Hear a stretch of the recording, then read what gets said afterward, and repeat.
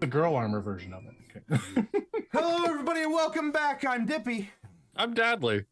I'm Dono. I'm Robby. And we're the Dapper Ds, the only show that decided to do this for another goddamn season. And ladies and gentlemen, we are so excited to have you here today because today we have with us not only a special guest, but a new system to introduce to you on the Dapper Ds. We're going to be playing Enclave with the creator of Enclave, ladies and gentlemen, Robby Howell. Hello. It is good to be here. Thank you guys so much for having me. This is going to be a very exciting episode today because we've got a lot of fun things in store for you. I need to put on some music. I didn't think of music, and I am immediately failing at my job in the 4th season yet again. While I put on some Tippy's music... really excited today. I am so excited. Is. You don't even know how excited I am. So, Dono, do you want to go ahead and give the audience our ad read while I pull up some music? I just put an apple in my mouth, but I want you to know what you should put in your mouth. Some W.GG. Get that shit shake. Fuck it, I can't speak. Oh, my God. I about choked on some apple right there. Oh, my God. Be very... Let me swallow. That's what she said. Oh, here we go. Oh God. No. Put that W.GG in your mouth, my dude. It's fantastic. It's energizing. It's got the perfect amount of caffeine for your tiny, frail little body to be able to do some kick-ass work and get your shit done, my guy. It comes in powder form, comes in a can form. It's all what you want. They also have hydration powder that you can be able to use to be able to, if you have a hard time drinking water, they have flavoring things that you can put into your water to help boost your hydration levels and make you feel good and energized. My children are playing in the background. They do not need that W.GG. They have all the energy in the world. It's for adults only. Don't give it to your children. That's a warning. Other than that, but yeah, if you decide to get W.GG, put in the code at the very end of the ANIpod, the code ANIpod for 15% off on your purchase. And that's all, folks. Go help out your kids, man. See, we are totally okay with screeching children. Yeah. Oh God. Maggie the May, ad thank read. you for the follow. We appreciate you. So we are also going to have some music by Harris Heller, the #1 DMCA free library of music for your streams and your YouTube videos. He has a wide variety of music for you to choose from for your streaming applications. You are listening to his album Rain, which I believe is a lo-fi ambient core. You can go to the link at the bottom of your screen, streambeats.com, streambeats.net. Is not associated with Harris Heller. They are a subscription platform. Harris Heller will never make you pay for any of his music. So go to streambeats.com and download whatever tracks you like. He's also available on Spotify and Spotify Premium if you have those available to you. So go get Harris Heller's music. Thank you, Harris Heller and Streambeats, for being the music to our ears. And from there, we'll do the schedule at the end. Yeah, I'll do the spiel and we'll get started momentarily. So give us a follow if you like what you see. Give us a subscription if you're feeling generous. A Prime subscription gives us the money and you the ad-free experience at no cost to you with an Amazon Prime account. Give us a subscription on the YouTube channel to keep up with the VODs of all of our shows, past, present, and future. Follow the link tree in the description of the stream and in the description of the VOD to see all of our other fun stuff, like the Instagram to see updates when we go live, clips edited by our friend Brett, and memes made by Dono. You can go to the merch store to have a small piece of the channel with you. We are working on new merch, and you can get some of your old favorites. You can get some of your old favorites when you're still there. It'll be a good old time. And the fan Discord server where you can chat with us and all of your other ANIpod fans anytime you like. I'll go ahead and throw in Robby. Plug whatever you want to plug and plug how these lovely people can get Enclave right here at the beginning before we get started with it. Thank you so very much, Dibby. Enclave is available on Etsy. I have a link available through my Discord server if you want to. And I will have that link in the description as well. Perfect. Thank you so much.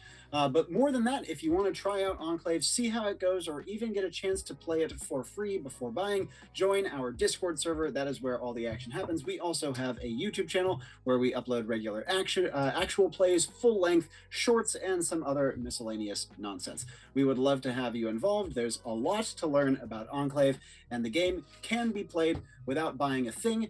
But if you do, we also have classes not available in the book that you can get for free if you own the game by participating in events or by referring your friends. Thank you, Dippy.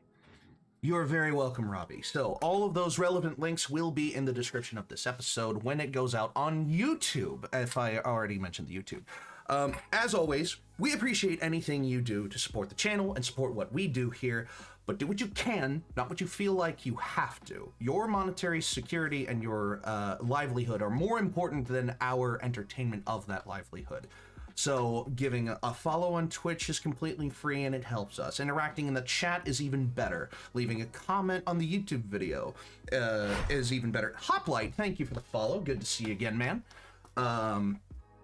Leaving comments, interacting, likes, follows, just anything that you can do without paying out of pocket is greatly appreciated, just as much as anything you feel like you should do to support us. So thank you for watching, for supporting what we do. And with that, we're gonna just hop right into it. We're doing something a little bit. We're gonna play Enclave. Me and Dippy have already made characters. Dono, who is having another father moment, has not. And we thought a great way to showcase the system would be showcasing some character creation. And we'll get around to that after. Just, Robby, if you had like just 5-10 minutes to just describe a general, like how did Enclave get started? If you had 3 words, no. If you wanted to take just a little bit of time here, talk about a little history of Enclave, talk just anything that you want to talk about in relation to how you developed Enclave, how it came about, the people, like relevant people, places, locations, information, anything. We want to hear it all, man, and we want our audience to hear it all too. So it's a game, Enclave in 3 words. Thank you, Maggie. Great. I understand it now. Yeah. So I can actually give you it in 3 words. Diceless storytelling system. That would be how I would summarize Enclave in 3 words. I can try to do it in less than 10 minutes. Try to keep it fast and concise for you guys. So take whatever time you need. We'll do character creation. I'll give you a cue when we have, let's see, I'll give you a cue when we have 30 minutes before our ad, and then that should be plenty of time to do that with. So you've got the floor for a while, and we're gonna, my boys here are gonna ask a lot of questions, I'm sure. And I'll talk about my experience with Enclave too, but Robby, kick us off. Sure. I'd say we can also do a lot of that during Donna's character creation as well. But to summarize, of course, the world building behind Enclave is Enclave takes place in an infinite world called Manifold. You can think of it almost like a self-contained multiverse, where every single tech level, every single possible society, humans, non-humans, everything in between can possibly exist, all in their own little pockets of this infinite world. And the one thing that brings it all together behind the scenes is a shadowy mercenary organization called the Enclave. The Enclave is known to a fraction of a percentage of the inhabitants of Manifold, and yet it is everywhere. And it deploys agents out, recruited through its own arcane means, to accomplish missions in its name, leaving their mark on history in whatever corner of Manifold they are sent to before returning to HQ. Enclave is a one-shot driven system with continuous characters, meaning that every single mission is a self-contained story. You do not have to commit to a very, very long-form campaign of any sort, and yet you still have the satisfaction of character progression and character development, either with the same group of characters or with different ones that you can mix and match in with. Enclave is a labor of love that I've been working on for well over 12 years.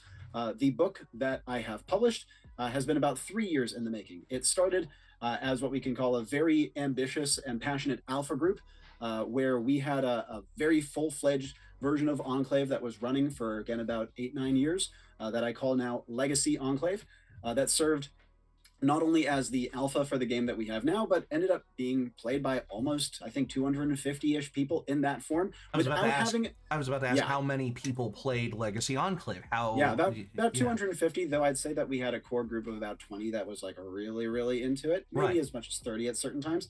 But we didn't have a written rule set. We only had written classes, and the entire game was oral tradition. The book that you see here is not only my attempt to distill the best parts of Enclave down into a written format and give an approachable entry point to the massive scale that Legacy Enclave hit, but also to approach the game in a way that I think is more viable than just trying to bring people into the fold and teach them by word and throw the game out into the world and see what else people will do with it. I have a lot of plans for Enclave going forwards. I have plans for expansions, more classes, many things besides. Legacy Enclave had over 130 unique classes with over 300 more planned. And while I only have 6 in the current book, I have plans similar to that scale going forward for the game. That would be my brief introduction to Enclave, and I am more than happy to answer questions from you guys before we get to character creation. All right, so a long storied history of a system that's been in development for a while now. I'll go ahead and talk about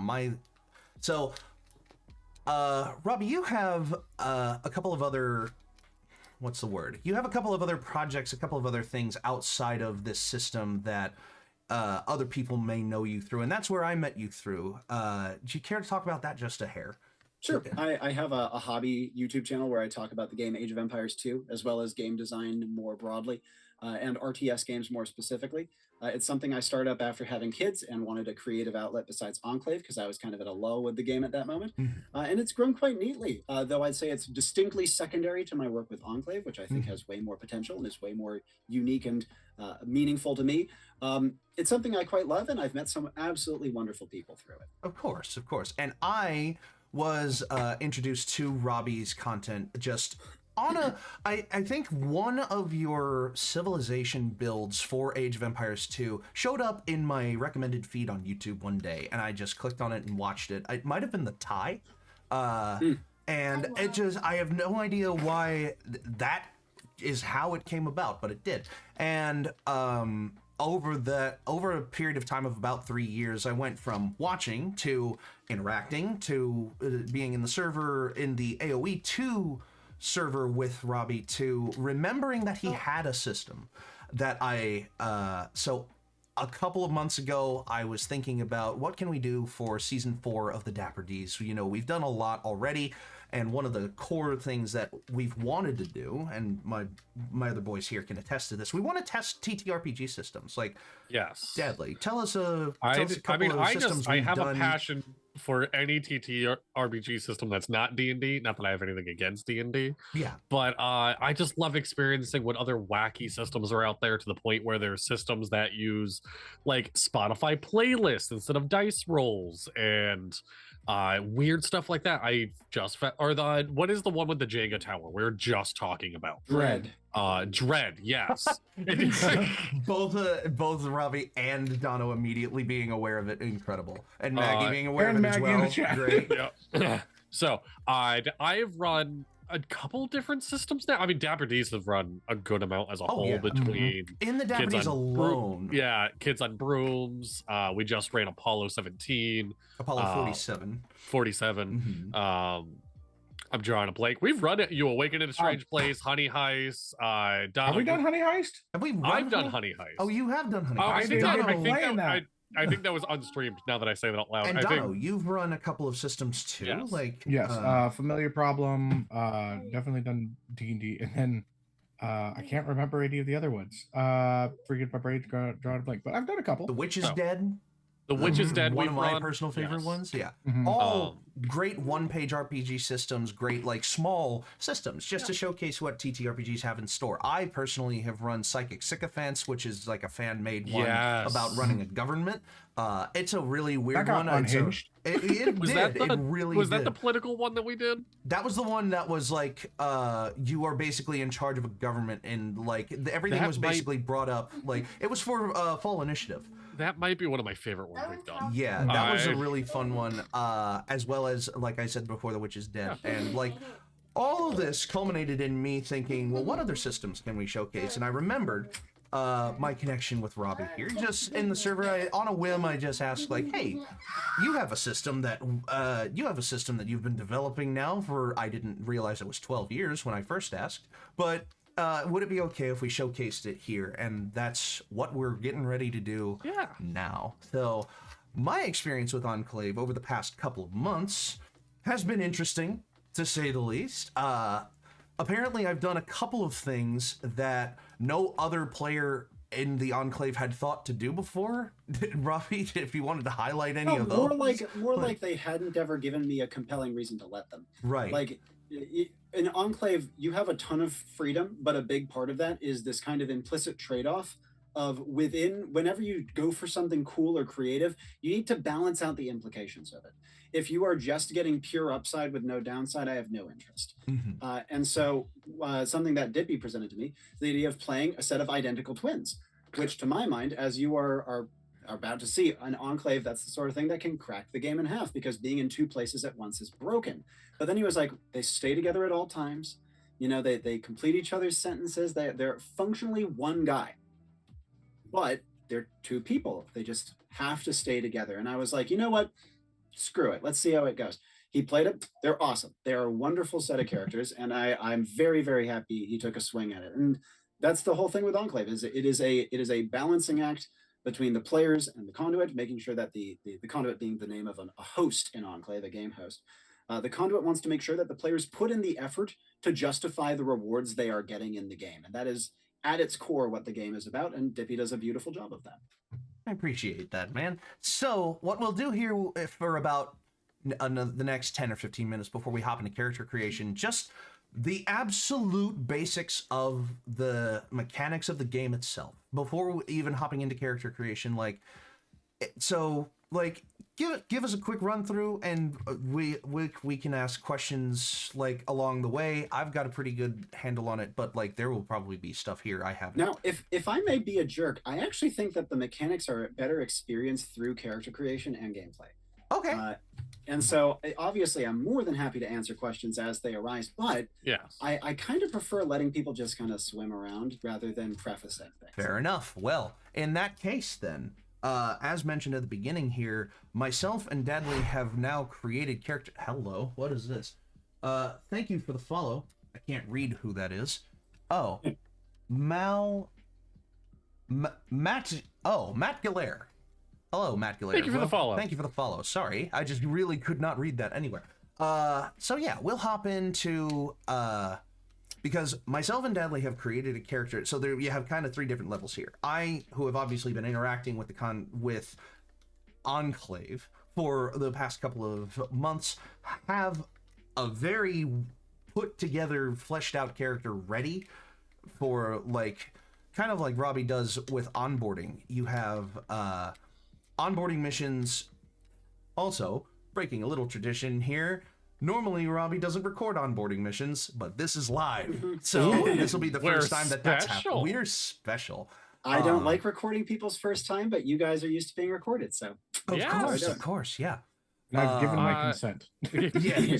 Speaking of which, Dippy, I'm just gonna say, yes, throwing you under the bus a little bit. I'm looking at the Twitch layout. Yes. You have never once put anyone else's name that fucking big on the Twitch story. I'll go ahead and or say no, it's fine. Leave it. It looks good. Yeah. We should do it for the other guests. We should, and that is something that'll be new for season 4. Starting out season 4 right. Yeah, we'll have guests in the future, and if they are deserving of a subtitle, I'll give them one. Stealthy deserves a subtitle. This will be new for season 4. So, yeah. Like, thanks for the bus throw, man. I really appreciate it. I deserve a subtitle. Where's my subtitle? You are the grand poobah of, I don't fucking know. You hear that? You are now the grand poobah. I don't fucking know. So that's some kind of. There you go. Remember it. Remember it. Treasure it. Get it You're notarized. never getting another subtitle from me again. I deserve a sub. Yes, Stealthy, you do deserve a subtitle. That's what I'm fucking saying. Listen, we didn't say it in the beginning. We're an 18+ channel. We're gonna say words like fuck, and we might talk about alcohol or maybe even other drugs. And yeah. And if I'm do that how you will. If I'm remembering correctly, Enclave is kind of an 18+ game. Is that right? Doesn't have to be.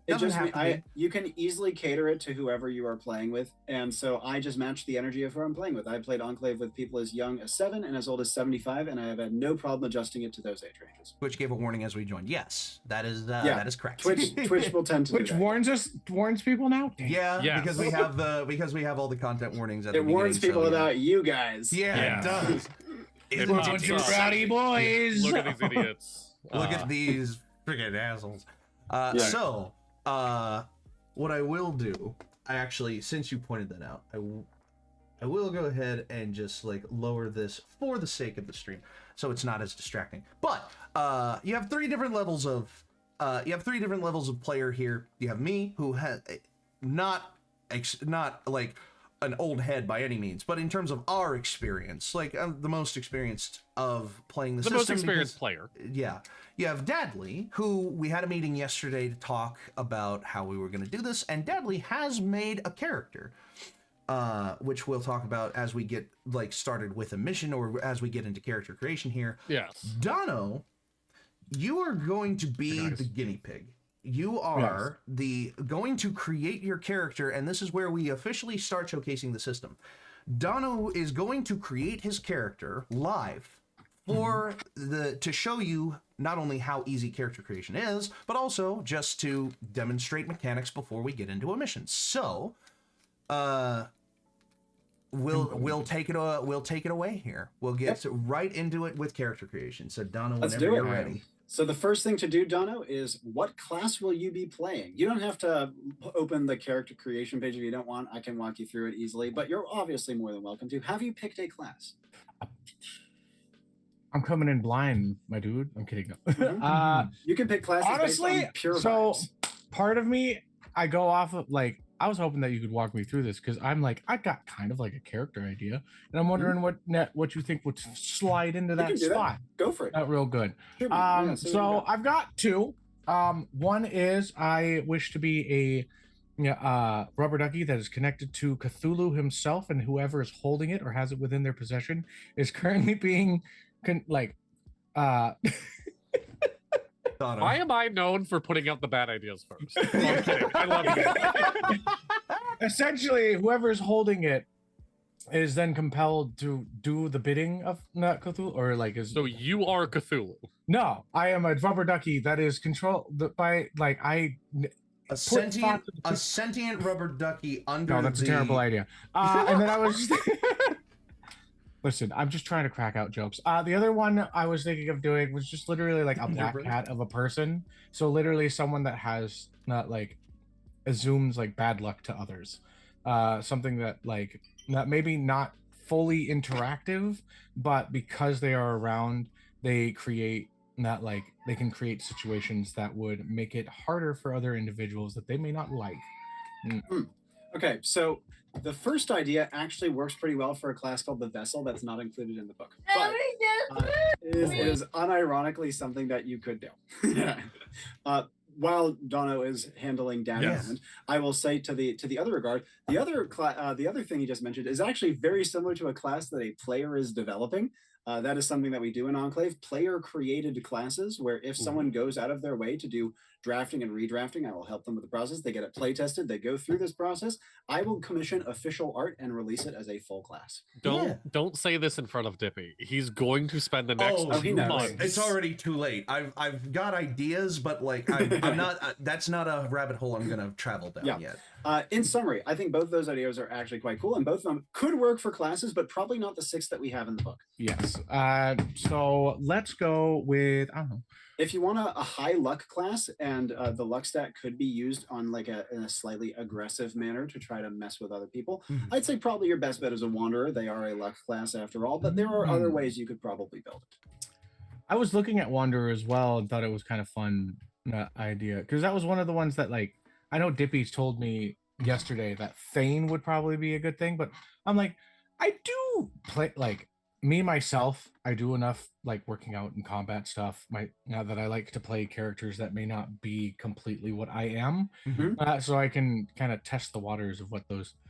Because you know when you play a game, you want to live out a dream of something else than yourself. You know. Absolutely. So walk me through Wanderer, shall we? Sure. So the Wanderer is a largely social and utility class. It has almost no combat capacities whatsoever. And the main thing that you are doing with the Wanderer is you are interacting with the plot and the environment of the mission itself. It gives you a lot of ability to creatively alter the story based on kind of inserting plausible details into it, most notably through the ability Familiar Face, which allows you to pitch a pre-existing relationship with an NPC, so long as it is vaguely plausible that you maybe stumbled across someone like this. Since the world is infinite, this sounds ridiculous on its surface, but that is where the magic of the ability comes in. The only major limitation that it has is that the relationship must be proportionate. If you try to do this with a king, you can't be best buddies with a king. That would be broken.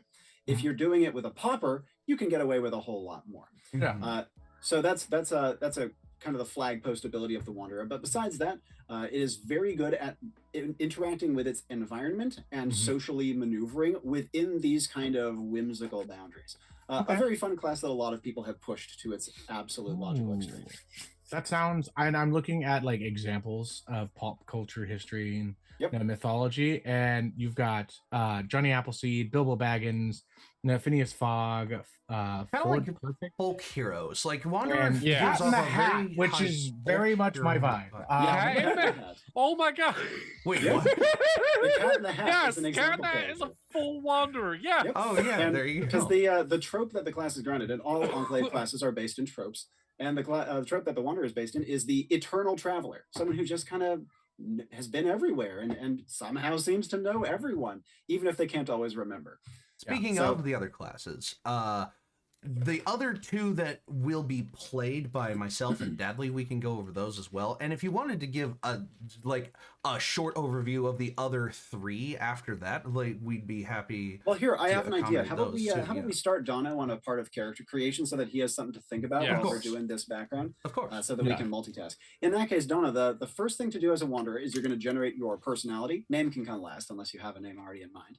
Okay. Do I need to have like a piece of paper or something like that? I'd usually recommend a Google Doc or something, but you can jot it down. Murakon and Sparkflight, welcome. We're happy to have you here. Love the grounding examples. How varied and unusual. Give me a second while I get my drive open to make a new Google Doc. To give an idea behind personality, personality in Enclave is based in each character having 3 core traits. The idea is These traits are not something you have to be like hard and fast. We're going to be grading you at the end of the session doing. But the more that I see you respecting your character's personality and like acknowledging it directly while you are playing, the more I'm going to let you get away with, just as a rule of thumb. That is kind of the basic rule overall in Enclave, is when I see players putting in work and contributing to the story and the session, I give them more benefit of the doubt in calls that could go one way or another. So for personality, the Wanderer by default has the personality traits of Carefree associated with a luck stat, one of the stats that they're good with, and Indulgent associated with a vitality stat, another that they are good with. The third personality trait, you can pick yourself based on the graph on page 9. All of the 12 stats in Enclave have an affiliated personality trait, and your personality pick will not only determine what you act as, but also what your stats are to some degree. Which I wanted to touch on while Dono gets going with this. I wanted to touch on a lot of tabletop systems have like 5 stats, 6 stats, maybe even less. And so a lot of one pages try to give you even less. Yes. 12 feels like a lot, and I really love what it does. Talk about the 12 stats real quick. Sure. So the 12 stats in Enclave can be roughly divided into 2 camps. One are the like grounded, tangible ones that we have a good parallel to in real life, like the might stat. And the other ones are more esoteric and are tied to in-game mechanics, because we are trying to represent something that is not easily, comprehended in a realistic sense. For example, the luck stat in Enclave, which is going to be relevant for Dono, it's not really something that we necessarily can draw a firm boundary or like a firm demarcation to real life. So instead, in Enclave, the luck stat works using a special mechanic called pitching. And for a luck pitch, it allows you to propose an element of the story or world around you. And based on how plausible it is, 1, and how high your luck stat is 2, it is more or less likely to be accepted as part of the world and the story and the game. This means that the luck stat gives you, as the player, the direct ability to manipulate the plot, though within plausible bounds and within the limitations of your stat. But even if you have baseline luck with a completely unmodified luck stat, you can still pitch, just has to be very light and very mild. So that's how stats generally work. And typically speaking, though we have 12 stats, only like 4-ish are going to be relevant on average for a given character, even though you have access to all the others. And as you learn and as you play the game, you can start figuring out ways to make your stats relevant and work for you, even if you haven't teched into them specifically. So that's how we handle stats in Enclave. They are rules of thumb, heuristics, rather than something we are rolling against or measuring. Exactly, because as mentioned earlier, this is a diceless system, which is another really fun draw for me. In the past, I have described that I am like a world buildy, like going to Dungeons and Dragons for a second. I'm very much of the mind that I will build the world and the characters that get placed in it interact with it, and I don't really have to write down anything else. Like it's the character interactions that drive the story of the Inquisition forward, the game that I run on Fridays. And like it's a very like I am very much of the idea that role playing is the more important part of D&D or a tabletop role playing game than necessarily like the mechanical tabletop part, whether that's dice or other things like that. Like I have maybe run 2 or 3 combat scenarios in Inquisition since it started. Maybe even maybe like 4 at a stretch. I was gonna say I think we're at 5. I think because of hell we're at 5. Yeah. So for those of you Enclave regulars who are joining our channel for the first time, go to the YouTube and check out our D&D campaigns, our homebrew campaigns. You'll have a lot of fun with those, I'm sure.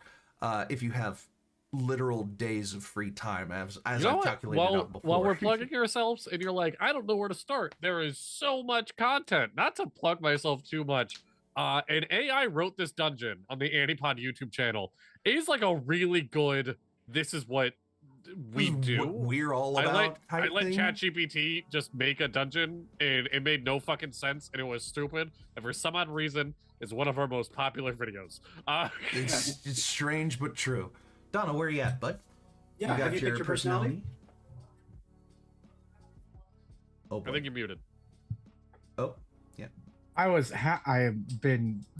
So I need to pick a personality. Yep. What page is that on? It is on page 9. There is a little chart at the bottom. And each of the game's 12 stats are correlated each to a personality trait. You have the luck one and the vitality one by default. Because and you get of a your third one. class. Magnetism, drawing, hold others, focus, rally, and turning points, which I'll read more into. So, and I have luck. So pitch, I can basically. Okay, so I've heard pitch, vitality. Okay. And you get to pick a third one. Any of the remaining 10 that you like, you pick it and you get a plus in it as well. Yep, as well as the personality trait. And the personality trait for it. Yeah. Okay, if I'm playing like a black cat type of character, then that affects the luck around individuals or around myself. I think having a good reflex would be a good thing for a cat, like, because cat like reflexes. There you go. So The we're gonna go. personality trait there would be smooth. Okay. So you have carefree, indulgent, and smooth as your personality. Carefree. Otherwise known as the slogan for my new soap line. That's a good one. I like that. The next thing to handle. I'm sorry, Jeff. Go ahead. No, yeah, go ahead. I was about to transition to the same thing you were. Awesome. Sorry. Yeah. Next thing is stats. So in Enclave, stats are measured in pluses. Each plus represents a major jump in power. You at base have 6 pluses to distribute, though 4 of them are already spoken for. You're going to get 2 pluses in luck, because that's what the Wanderer specializes in most. You get 1 plus in vitality, because that's the Wanderer's second specialty. You get 1 plus in reflex, because that's the trait you picked. And those last 2 can go anywhere you would like, including the stats you already have pluses in, or ones you haven't put pluses in yet. The only limitation is no stat can be brought above 3. Okay, and that is in the same area. So vitality. So I said I'm probably gonna have some questions during all this. Yeah. It being pluses makes my brain go, are there minuses? Can you yes, okay. But not yet in the game. Okay. So the way I've looked at it, right? Talked about Legacy Enclave earlier. Yeah. The content you see in the book right there is less than 5% of Legacy Enclave. Wow. We had so many classes, we had so many mechanics that I had to strip it all down to give a viable entry point to the game. Tear it down to the studs and like get ready for like a rebuild of it. Absolutely. Exactly. Yeah. This year in September, I'm going to be launching a Kickstarter for the first major expansion to Enclave. It's going to likely expand the amount of content in the game by like 3 to 4 times. Wow. However, I have plans for 2 other expansions after that. The next one of which is going to introduce the concept of stat minuses, allowing you to deliberately like nerf your stats to get compensations in other ones. I love that. Yeah, I love that so much. Because going back to the other tabletop systems we play, I always have more fun playing characters that are bad at something. Like they can be good at other things, but I want a character that like they're terrible at something. So when I started seeing the pluses, I'm like, I want to be like bad at like I did my first thought like looking at the skills are like smooth would be something I feel like I am bad at. Like yeah. So you could have nerfed reflex or something like that. Yeah, this is absolutely something that is planned for the game. The only reason it is not in the game yet is because it's kind of complicated to do in practice, and I just had to prioritize other things. Oh, absolutely, of course. And while Dono deals with his pluses and whatnot, Dippy, what are you playing today? Well, I will be playing a character, my first character for Enclave, which is also one of my favorite characters I've made for any system in a very long time. Canna is very close to my heart. Canna will always be one of my favorite characters I've ever run. Our Tuesday show, every other Tuesday, you can find Dippy playing Canna in Crossroads, DM'd by Dono. I may or may not be porting Canna over to Enclave like sooner rather than later. It's something I've thought about. But Canna's very close to my heart. I love Canna. Farron was my original character that introduced me to this channel. He's up there too. Besides them and of all the characters I've made, I will be playing one of my favorites in the form of a rabbit folk gunslinger named Syriac Boudreaux. So Syriac's whole shtick is that he comes from like the deep, or rather a version of, the deep antebellum South during like the late 1800s, early 1900s, like post-Civil War, and like imagine like Red Dead Redemption 2 is kind of a vibe that Syriac holds on to. And when I was first thinking of a character to start Enclave with, I had the name first because I have a Excel sheet of characters that I make and all kinds of relevant details about them. And Syriac was just a big old blank spot staring at me on that character sheet that all I had was his name. And I was like, okay, this is where I'll start. I'll make Syriac for Enclave. That'll be where I start. So I did the character creation kind of backwards, but I'm sure that can be forgiven. No, Yeah. You're fine. So Syriac is a gunslinger, which is statistically one of the most popular classes in the game from a conversation I previously had. The most. Yeah, the most popular. And he is like, he's got a triple plus to luck after the limited time that he has already spent in game. So he is already in like supernaturally lucky, which was part of what I wanted to originally build him around.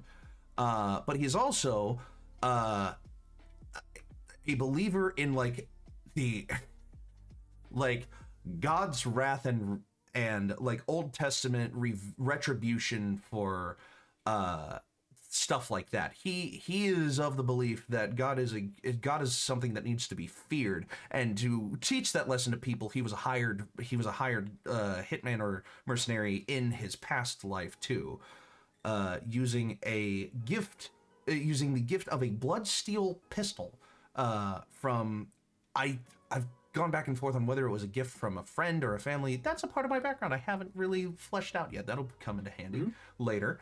But yeah, he's an extremely lucky gunslinger with a little bit of reflex and just pretty good senses in general, because you get 2 to sensory as you get 1 to sensory as a gunslinger, and I added 1 more just because I am a perception like addict. I love perception in D&D, as so many of us on the channel are as well. I am not. I'm normally the dumbest character. Stealthy, who was in chat earlier and who is another regular collaborator with us, like, well, one of the members of the channel, really. I cannot think of a character they have had that has had a passive perception in D&D below 20. Like, I can. It's when I got to make their character Yes! Yeah, that was the one way that their perception was nerfed, is when someone made a character for them. It's a really fun thing. But yeah, Syriac has gone on a few missions already, and he's already experienced some trauma, thanks to conduits in the community. Classic Enclave. As a brief, quick note to mention, since Enclave takes place in a self-contained multiverse, we have like pretty much only 2 limitations on what sort of characters you can make. One is if your character or their world building surrounding them is that of an existing IP, we say no. Yeah. Or if it is real world, we say no. However, very aggressive overt references are fine, so long as you kind of assume in the background the Enclave equivalent of after them, you know? And that's completely fine. To quickly check in, Dono, how are you doing with stats, man? You're muted. Muted. Who said earlier we're professional? See, we're not. Well, I am hyper focusing, and so yes. No, I'm just teasing. Yeah. So I'm able to put +2 or like switch it between 2 others and such if I want to. You have 2 luck, 1 vitality, 1 reflex. Those are locked, and then the other 2 can go anywhere. Okay, so it's 1 vitality and 1 reflex. Yep. You could totally bring those up to 2 if you wanted, though, with those 2 extra pluses you have. I think I'm going to. Well, then that helps me a little bit here. Because I'm gonna go to this one because it's quicker to go to. I'm gonna go with skill for +1 because I feel like if I'm a cat, I like cocky hits it just on the spot, and then. Of note, the personality traits you got, those are the only 3 you have to worry about. These other pluses are just for the stats themselves, so skill coming in with things like manual dexterity and ability to quickly pick up and be good at things. Let's go with resilience for tough, blunt, nonsense, and grim. If you want to learn a little more about what these stats do beyond just their personality traits, I have another chart on page 5. Can I put tough down? You don't have to worry about putting down the personality so, trait of tough. Dono, You just you have to don't worry about need- putting the stat. Yeah. Oh, so resilience. Sorry. yeah, that's the what- stat. Yeah, you just put a plus into resilience to have extra resilience. Like you do not require. We gotta So I hydrate. have- Robbie, do you have any water or drink with you? Yep. We gotta hydrate all the time. I have my bottle. ginger lemon tea with honey in it. I had water. I have a already Frosty. drank it. I have to go to Did my you say a bathroom to drink fucking water. frosty? Wife gave me one. It's the only liquid I have right now. It's barely a liquid. I don't feel like a frosty counts as a liquid. Wait, a Listen. Frosty? Like a Wendy's Frosty? Yeah. No, I'm not drinking the And a- alcohol. And a stretch. And Okay. a stretch. And a But stretch. chat, I know we're talking a lot about TTRPG right now. Is a frosty a liquid? Over time, yes. I don't know what that is. What I is don't- that? A frosty it's from the- like The Frosty from Wendy's. It's like a milkshake. I don't eat fast food, so I don't. Oh, well, there you go. Yeah, but I usually don't either, but you know. There Yeah. you go. like as in, I have here's a fun American fact for you. I have never once eaten anything from McDonald's in my life. I Wow. worked at McDonald's for Take 2 that away years. from me. I could not afford it. Robbie fact. There you go. Robbie yeah, fact. Okay, so once you have stats down, which you have, the next step for you is to pick gear. On the Wanderer's class sheet, Yes, they it have says two that I get. categories of gear. Yes, it says They get the satchel, I get- the waypoints, and the walking stick automatically, the default gear. And then out of the elective gear, you get to pick one, namely the nostrum, the map, or Okay. Okay. I was map- looking at other stuff. Fiddle. What? fiddle. A Exactly right. fiddle? You can literally have a fiddle. Like, Now, Okay. all Enclave gear is assumed to be supernaturally better than a mundane equivalent at baseline, but then on top of that, they almost all have some sort of additional explicit magical effect to just make it clear that this gear is very special. Okay. So Wait. it says under mine that you have all these for the you have all the default gear. three. You have the three in the So top. satchel, walking stick, and waypoints. Those All are three of those are automatic. yours. Those are Okay. automatically And yours. then I get to choose between map, nostrum, or fiddle. Exactly. and you right. choose one of those. Okay. Yes, Yeah. Bradley. It's, Wait, if I have common items, did that get rid of my elective gear, or do I still have elective gear? that is what you take instead of elective gear. You can Okay. choose to take Yes. 2 common items rather than Yeah. your 1 elective gear piece. Got it. Commons are completely mundane. However, Yeah. you get to Cool. design them entirely yourself. Walking stick. Maggie should make the fiddle the duck. There's no reason. There's no reason to How implement- we need to. Dapper Ds makes a song, and I'm doing it's the called black cat. it's the Cthulhu came to Georgia. Came to Georgia. He had 8 golden fiddles. One for each arm. And while Dono has this dad moment and he figures out his gear, I'm gonna be playing an illusionist. I'm playing Connor H. Achilles. Shout out to Just Brett, another friend of the channel, for naming my character because I was stuck. Oh, there you go. Yeah, an illusionist and a photographer. The ongoing joke that I mentioned earlier is I come up with bad ideas before my good ideas. Originally, it was gonna be Frosty the Snowman, but a scarecrow. The creepy vibes have stuck. Look, I was a goth child. There's no surprise. Every character I play is like a little emo. Wait, if you said Frosty the Snowman, that settles the debate. It's a solid.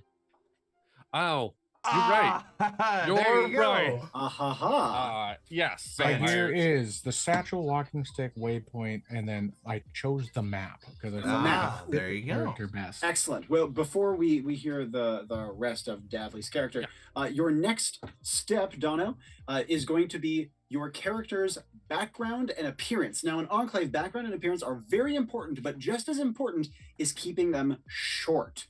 Like, Okay. less than 2 lines each. Try to emphasize the most important parts and give yourself room to work with. Like, you don't have to, in Enclave, if something becomes relevant about your character mid-mission, you can define it on the spot so long as it's not too convenient. You just have to commit to it from then on. So giving yourself some wiggle room while still introducing some like nice structure that you can build off of is a really useful balance to hit. In terms of your character's abilities, by the way, the Wanderer's 3 abilities, Fork in the Road, By the Wayside, and Familiar Face, you have all of those automatically, so you don't have to worry about doing anything special for those. Are you reading these, or do you have it locked in? I have it locked in, dude. All right.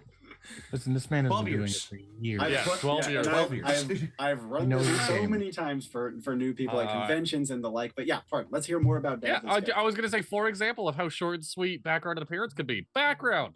Plucky maid for the 21st century, obsessed with 2 things: always getting the best photo and honing a craft as illusionist. Appearance. I didn't update it apparently because my appearance is hot scarecrow vibes, and I'm leaving it. That's honestly enough. That's perfect. Which brings me on to another small point. Robbie, when we were first talking, you made like there was a little bit of like a bellyache in myself about like what I was gonna look like, what I was gonna be like, and I asked about like, can you be something other than a human? Talk a little bit about like the Enclave's like, you know, just the standard of like character appearance, a character like background, and then like how it can, you know, it can be anything, but talk about that a little bit. Certainly. So in Enclave, human is the assumed default, but you can absolutely play non-human for ease. Just like humans are something that most people can approach. But if you want to get creative, you can do all sorts of wacky stuff. Also of note in Enclave, because I know a lot of games play with languages and stuff and people not being able to speak the same language. In Enclave, that is bypassed by all characters by default being assumed to know a language called Metro, kind of a universalized language that almost all characters are bilingual in. Oftentimes when you're on mission, the NPCs you interact with will be at least bilingual, but it's more likely that they won't know Metro. Whereas player characters, unless you want to really do a challenge for yourself, should be assumed to know Metro. Not doing that is very hard. People have tried.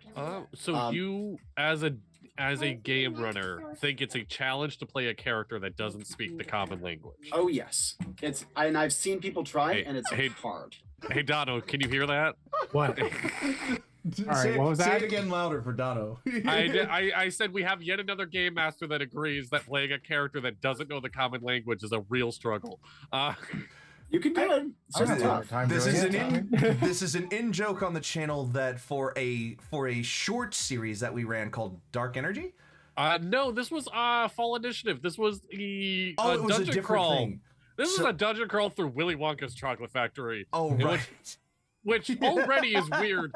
Dono, who I love to pieces and I've streamed with for many years now, did the most heinous thing he could have and played a toad that didn't speak common. In Dungeons and Dragons terms, yeah. Listen, What? I still spoke. I did. It's just nobody spoke what I could speak. You grunted for 3 hours. Yeah. And then I fucking killed things.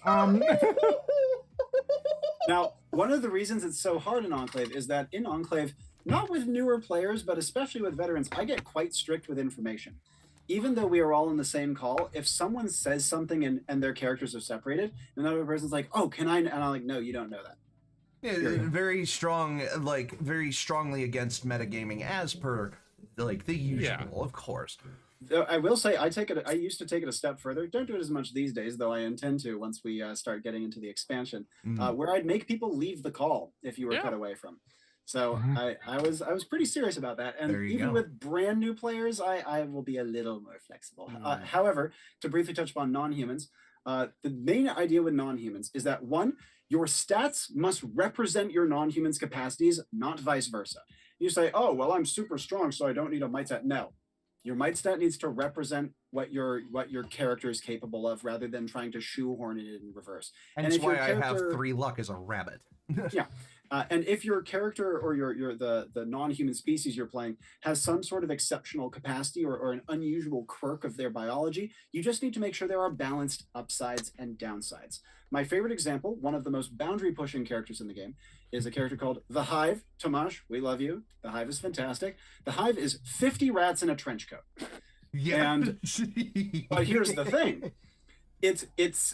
When he first said it, I was like, that sounds broken. There's no way that'll work. And yet it did.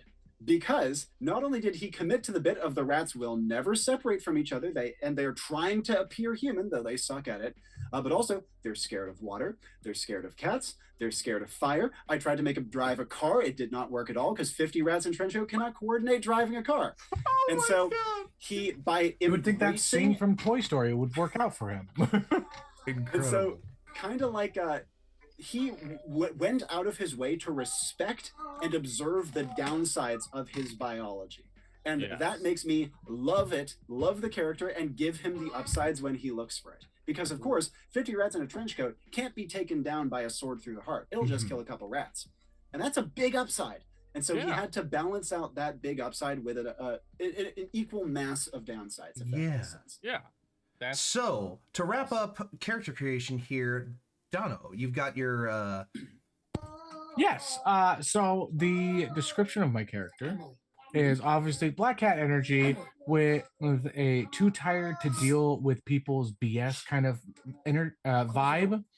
And then like physical description is gray, earthly colored clothing, male, orange eyes, which is the most memorable part of the character. That's the thing that, like, because he is the wanderer, the orange eyes would give him away of somebody that's just like, oh, I've seen you or I've heard of you before. The orange eyes would be a part of like his lore legend.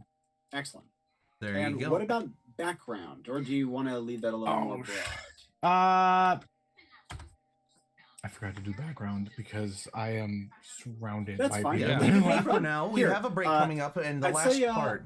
I'd say work on your background, and the only other thing you need to worry about is name. So come up with those two both at the same time, and you're good. I'm sorry to talk over you, Dippy. No, you've got it. Yeah, I was gonna say basically the same thing. So, with that said, we do have a little bit here, but when we cut to our break, in the 5 or so minutes that we will be on break, Robby will have a mission ready for us. Yep. Oh, and we need to do that too. Like, that'll be, so we'll do that when we come back from break. It'll be, Dono, just as one last thing before you have a name, one of the last most important things about Enclave and how the game itself is set up is a focus word or a focus phrase, something to give Robby direction to build the session. So what is one of those right before we go to our break here? So to give you an idea of what a focus word is like, it can be any word or short phrase. I'm pretty strict with limiting it to like words, but a lot of people will take things like songs and music videos or whatever garbage. And all it requires is a focus word is what you give to the conduit, the host of Enclave, to give them inspiration to generate your scenario on the spot. I mean, I would recommend any new conduit take them like many days in advance to give you time to think. I've been doing this for a while, so I can do it pretty fast. So all I need is your character's name, just so I have it in the back of my mind, if you wouldn't mind sharing that and background, plus any word or short phrase whatsoever. The two I got from Dippy and Dadley, I got from Dippy Gambler's Fallacy, and from Dadley I got Zenization. Yes. That I horribly mispronounced when I said it to you. So, Dono, what's a word to give Robby some focus for our mission today? So what's the gambler's fallacy? I have to Google. A chat focus word? Yeah. The belief that a random event is more likely to happen again after a period of less frequency occurring. What would be very... Honestly, I'm okay with giving like a chat. Give me something that gives me Black Cat vibes. Give me your best shot. You got, I don't know, like 30 seconds. Go for it. Sure. Yeah. Tell us about your name and your background while they're doing. Okay. So I'm going with a basic kind of like we're going with a quick character here build. So I'm not going to go too much into their whole thing. Yeah, but their name's Hex. Gives Black Cat's vibes. I think it works really well. I think one of his passive things is probably going to be like he just he's just like you are too much of a problem, curse you, and then like walks away. Like his whole thing is just like small interactions, goes away. It's superstitious is such a good word for this. Superstition is a fantastic focus word. I also like Rain at Sunset. Rain at Sunset's my vibe as well. Like, can we go? Can we do both? Can we do superstitious and like kind of work with a one? Because if you think about it, Rain at Sunset is. I'll be nice. I'll let you guys do two. Okay, there you go. What's the... Okay, all right. Wait. There's a word for Superstitious it rain. for people that are just like, oh, bad omens. Yes. Bad omen. Bad there you go. omens. There we go. Like superstition and rain at sunset kind of gives you like the thing of just like, oh, it's just bad omens. So, don't go anywhere. We'll be right back after a little bit of generation and after a little bit of a break. So, thank you for watching. We'll be right back. Woo! 3 Are minute we ad. Okay. staying on volume on a break? You know, I'm gonna run to the bathroom, so I will mute. I'll be right back. Okay. for sure, yeah. And for subscribers, like, if you're subscribed, you'll see a "We'll be right back" screen, and you can hear us. If not, then you won't. So, I'm not subscribed. pluviophile, a person who enjoys rain and rainy days. Well, call me a pluviophile then. Ugh.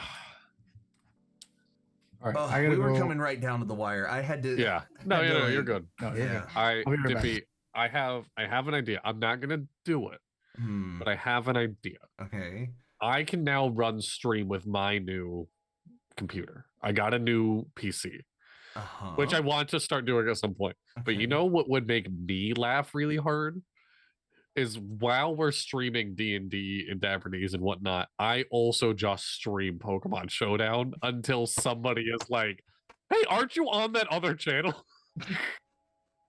Like, don't interact with my chat at all, and like they can hear just me doing like a Dapper discussion. Just yeah, no, I also did that a couple times.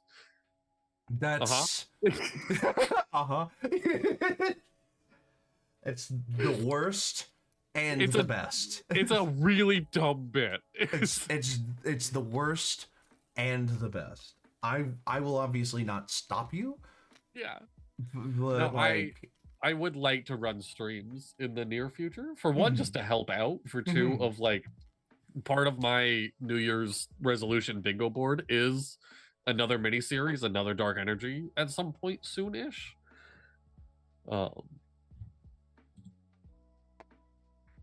What is that? no, No, I have something on my screen. Sorry. oh, I gotcha. Yeah. I made a Twitch account just to watch this. Well, the Mia Formist, The Malformist. the Malformist, Funny who thing. probably Oh, they're not. Yeah. Well, they just made the account so they Yeah, I can know. hear us. But like, yeah. Malf actually made a piece of art for Syriac recently, which was really nice. Ooh. Yeah. All right. ugh. In about 30 Um, seconds, everyone will be able to hear us again. And we're still. Will they? I figure we're just gonna stay on break while. No, he did the his- volume is still on, is what I mean. Oh, Yeah. okay. All right. Well. Ugh. Well, then Oh, look at before the everyone perfect can timing. hear us. Oh, Oh, you baby. With matching sweaters. yeah.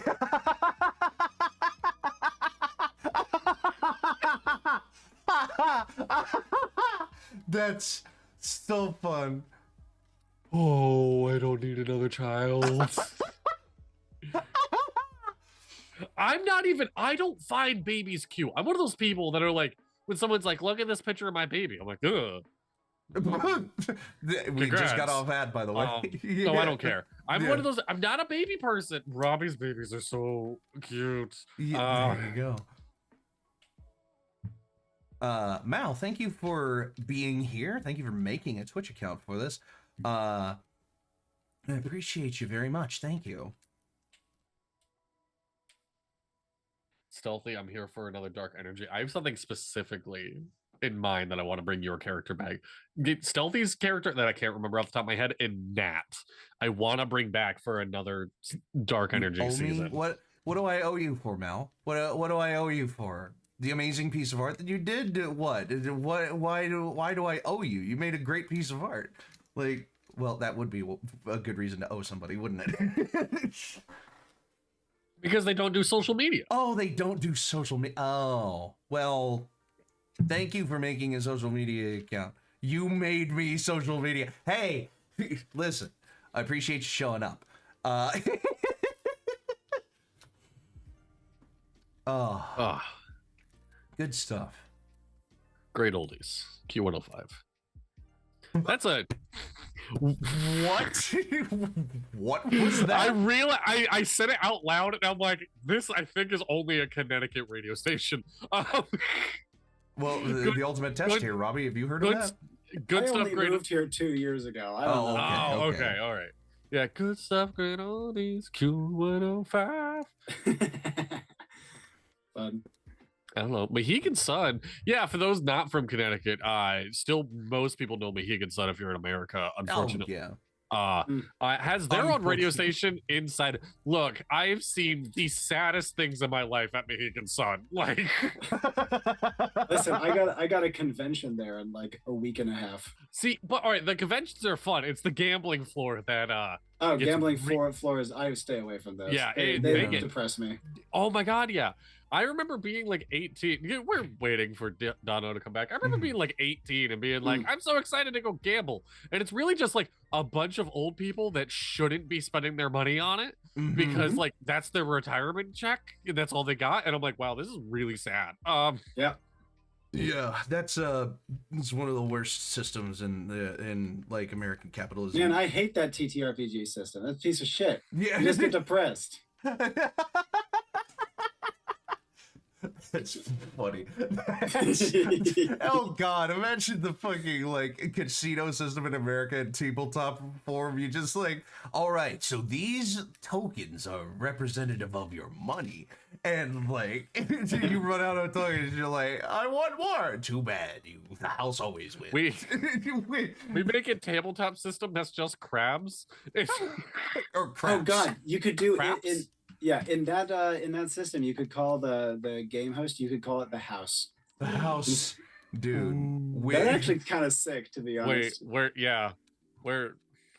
have we stumbled on here? I only design diceless systems, which is innately anathema to gambling. But you know, maybe there's something. I want Right, I got an idea here. I constantly think of what is the weirdest thing to replace dice with for a system. And recently I've been trying to wrap my head around, like, could you make a system that just uses your camera roll of like, you have, I don't know. I say that and now I realize that it makes no sense. You know what? Ooh, I I'll be will right come back. back because we have been off break for a while now. Oh, I'm gonna or go. not. Oh no, it's fine. I'll be right back. I just got a text. Never mind. Oh sure. Yeah, you need me to do anything, Dippy? Happy to. You want me to blab? I can blab. Yeah. Well, welcome back from the break. We still have like a couple of.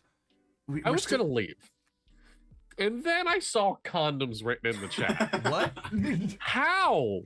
I'm interested. I want to know your thought process here. I will read it. I know. No. Yeah. Replace the dice with condoms. What?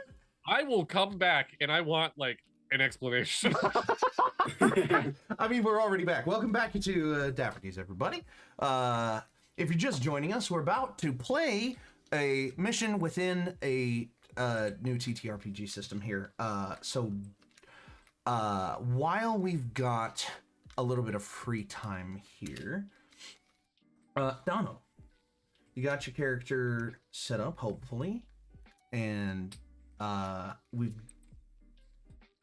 so this is one of those moments in the show where we're not sure what we're waiting for, but we are waiting. So hey, we can blab. Yeah, we can talk about if you want. I'm happy to blab about Enclave if you guys got more keep questions. going. I will man. give you. Yeah. I will give you my character's background. Oh, there you go. Go ahead. Yeah. Nice, do it. They are a man on a mission to find a nice place to relax. The world is constantly interrupting that process. Oh, I love it. Now, Great. here's a fun thing. Dono, you've mentioned Black Cat vibes this entire time. Do you just want to play a Tabaxi-esque, like... No. Okay, yeah, that's fine. I I'm totally a respect fucking the rabbit folk. Like, That's why I kind of respect the human play a little more, right? Because it would be so easy to just be like, oh, I want to do that too. I But want to like, be a cat. People are gonna try and touch me. I'm like, no. Like, I want to be an old, gruffy man. Or I want to be like a middle-aged man that's just kind of like. Oh, old. there you go. For some reason, people find attractive and that just constantly are like, well, you're not too intimidating. Let me talk to you. I was like, will you please leave me alone? I kind of have like, I had a thing the other day with Zella where when I was just the audience in a mission, Liv was was in the audience of a mission 2 and was like, Liv wants to pet Syriac so badly. Like, and I let them. Like, they gave me a friendship bracelet for it. I don't know what to do with it, but it's there. It's a thing. No. So that's the thing. A gift. All right, we're all back. So let's, in due course and due time, have the beginning begin. Absolutely. How I'm close ready to are you, go. Robbie? Are you close? Oh, I'm ready to go. You ready to go? All right. Well then, ladies and gentlemen. I'm gonna eat. Is that gonna bother anybody? No. I'm so hungry. I'm sorry. Deadly, No, no, fire it's away. not going to bother anybody. I have food brought to me all the time when my mother is here. Stealthy has food brought to them all the time when they're here. Like, Stealthy you're gets their fine. food from the gods above. Yeah, it aka just comes down into frame like, oh. So, no, My Deadly, you're wife, if you fine. didn't hear, just literally threw the food onto my desk. No. Okay. So, we are about to begin the actual gameplay portion of our showcase today, and there's really no better way to do it than to just let Robbie take the reins from here. So, You got it. So here's Robbie, how an floor is Enclave yours. mission is structured. The first thing that's going to happen is your mission statement. Your characters are all agents of the Enclave. They've already been inducted. They are officially members, and they would be given this statement through whatever means, introducing them to the premise of this mission. Once I give you the statement, which all your characters, again, know in character, you get to ask me questions. These questions are asked out of character, but the answers are known, again, in character. So your characters are going in with a lot of information. From there, we would normally move to what is called assembly, where your characters meet in Enclave HQ to like go over what they learned and get to know each other a little bit. But since we are under a little bit of time pressure, we're skipping assembly. You guys are going in a raw, baby. So Okay. you will know the mission statement. However, from the mission statement, once you guys are good to go, you will be teleported directly into the mission in like one of the more relevant points of it. Enclave missions are fast. Sure. They operate on a time frame that rather than being hours or days of in-game time, it's like tens of minutes of in-game time. So they tend to be very quick and intense. Once you are teleported in, you will do the mission to the best of your abilities.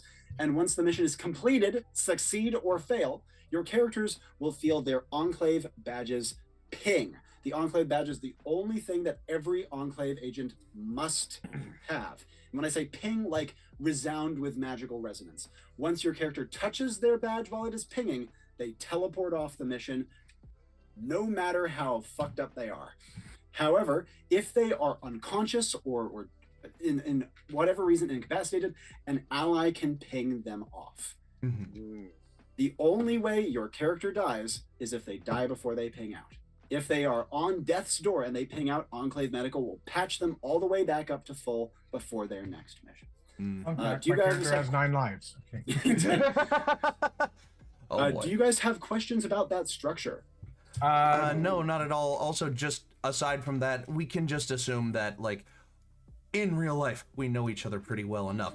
In game, we can skip assembly because we can skip assembly just by virtue of we'll probably know, like, So that was actually gonna go right into my question, which is because this is me, the player's first mission. Is that my character's first mission? Yes. yes, Okay, so we don't know each other, Dippy. This is my first mission. No. that is very However, the Enclave would give you each a small briefing of your allies, just so Oh, you have okay. like a rough Yeah. idea. Oh, I'm working with this guy. He looks kind of like this, and he does stuff kind of like this. They're not going to tell you what the abilities are or anything. It's vibes, right? Yeah. So you get a brief dossier on your allies. Mhm. Assembly is normally something that we do to give people a chance to kind of sink into their role play and things like that. And Dippy, if you think we have time for it, we can do assembly, but it's usually the thing I feel- cut for time pressure. Yeah, I feel like, if I'm being honest here, we can do a little bit of assembly. Like, because normally it doesn't take up, like, more than 10, 15 minutes if we're doing it fast. Sure, we can do a let's- quick assembly. We That's can totally do it. fine. We Let's can do do it it. then. It's perfectly fine. Hell yeah. We just Fine, have- perfectly fine by me.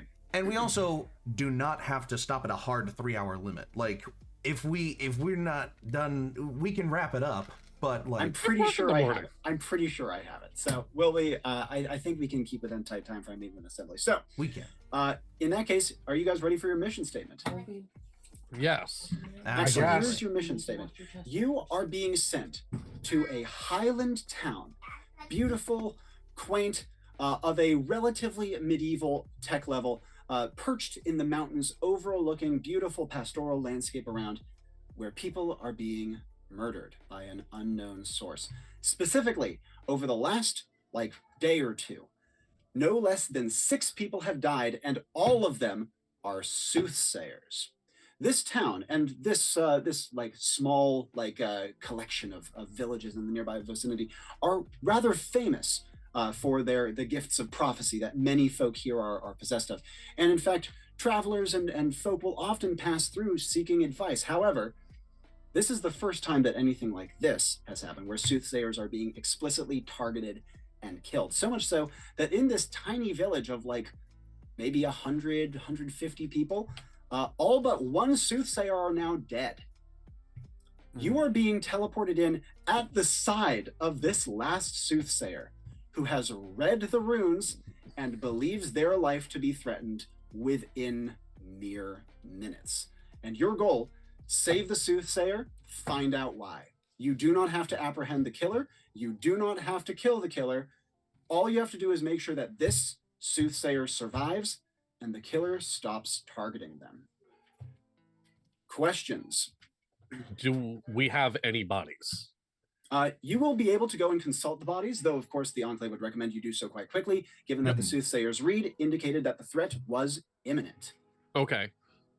We're not talking breathing down your neck imminent, but as in you'll have to move rather fast. Okay. Killing the killer is not required. No. The Enclave does not have any information on the killer, though, as you might imagine, the soothsayers in the town, especially before they died, and this one, have tried to figure it out, and all that they have learned is that this killer is unbelievably dangerous and powerful, and yet they feel like there is a missing piece to it that doesn't fully explain where and why the power comes from. Sure. Does the Enclave frown upon killing the killer? No. Okay. Not at all. Get him. I don't know. No. That's a totally legitimate question. I say so for comedy, not because you're in any way because they told us you don't have to doesn't mean that you could. Do I get extra credit? You don't have to. The Enclave would not give extra credit for it. Okay. Can I do? All right. Game question. Do I know, as a character, do I know, oh, I'm gonna get pulled in 5 minutes to go do this? Oh, as in before you are sent to Enclave HQ? That's actually up to you. You get to choose how your character is contacted by the Enclave. I've had some people say, oh yeah, my character is walking down the street, they're like, fuck, I have a mission. And then they learn about it as they are being teleported into Enclave HQ. Others say, oh yeah, I'm in my comfy armchair, I get a telegram that's gonna happen in a week. That is your call completely. Yeah, that was another thing that I did on my very first mission that surprised Robby, is I described, before the game started, I described how Syriac was inducted into the Enclave and how they arrived at their first mission. That was, so it's not a necessary part of it to describe that, but it is up to you. So I ask, does HQ know? What is the word? Soothsayer? I am very a fortune teller. Soothsayers. Yeah. Fortune. All right. Yeah. Although Soothslayer is a great name for the mission. Soothslayer.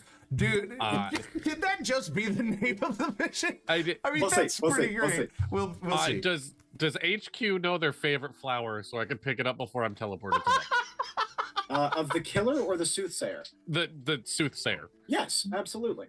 What is their favorite flower? Sure. It would be a local one to their region that to the locals would be called the half-purple conch. And the Enclave would be able to source a small bouquet for you. I would like to be teleported with that. There you go. All right. So any other questions from you guys? I think I got any. I've got a pretty good idea here. Yeah. I will say Hex was just about to lay down. to relax, and then got the call. It was just like fucking hell. Incredible. So And then just like waited in like stressful anticipation to have to go because it's just like I can't just relax right now. I have to wait. I have to like it's any moment it's gonna fucking it's like, it's like had a moment of and then it's like okay. Fine. And in that case, the group of you would be brought together for assembly in Enclave HQ. Enclave HQ, almost at the hub of the infinite world of Manifold, is itself almost an infinite building.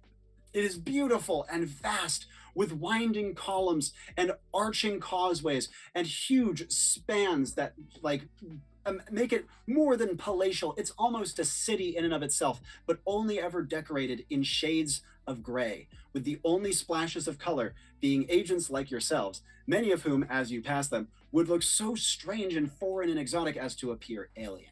However, each of you led by a faceless Enclave attendant would be brought to a small plush meeting room with another faceless attendant inside ready to answer questions. This meeting room, again only decorated in gray, is outfitted with creature comforts and food and basic things, anything your characters might want, anything that their heart would desire, even before they know they want it, before a mission starts. And over against the far wall, there are 3 gleaming telepads ready for you to stand upon. As you enter the room at the same time, the first action your character would like to take upon entering the room and seeing their companions, we will begin with Syriac.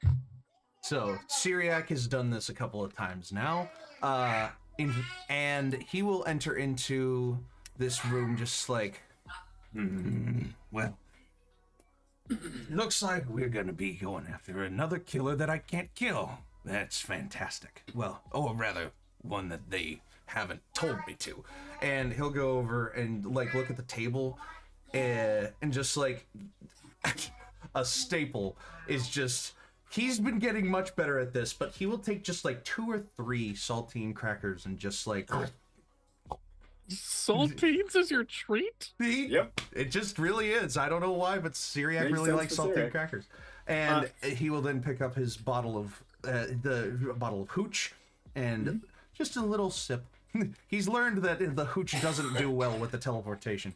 And he will like patiently wait for the other 2, and when they walk in, they're just like, well, this is a little bit more normal of a makeup then.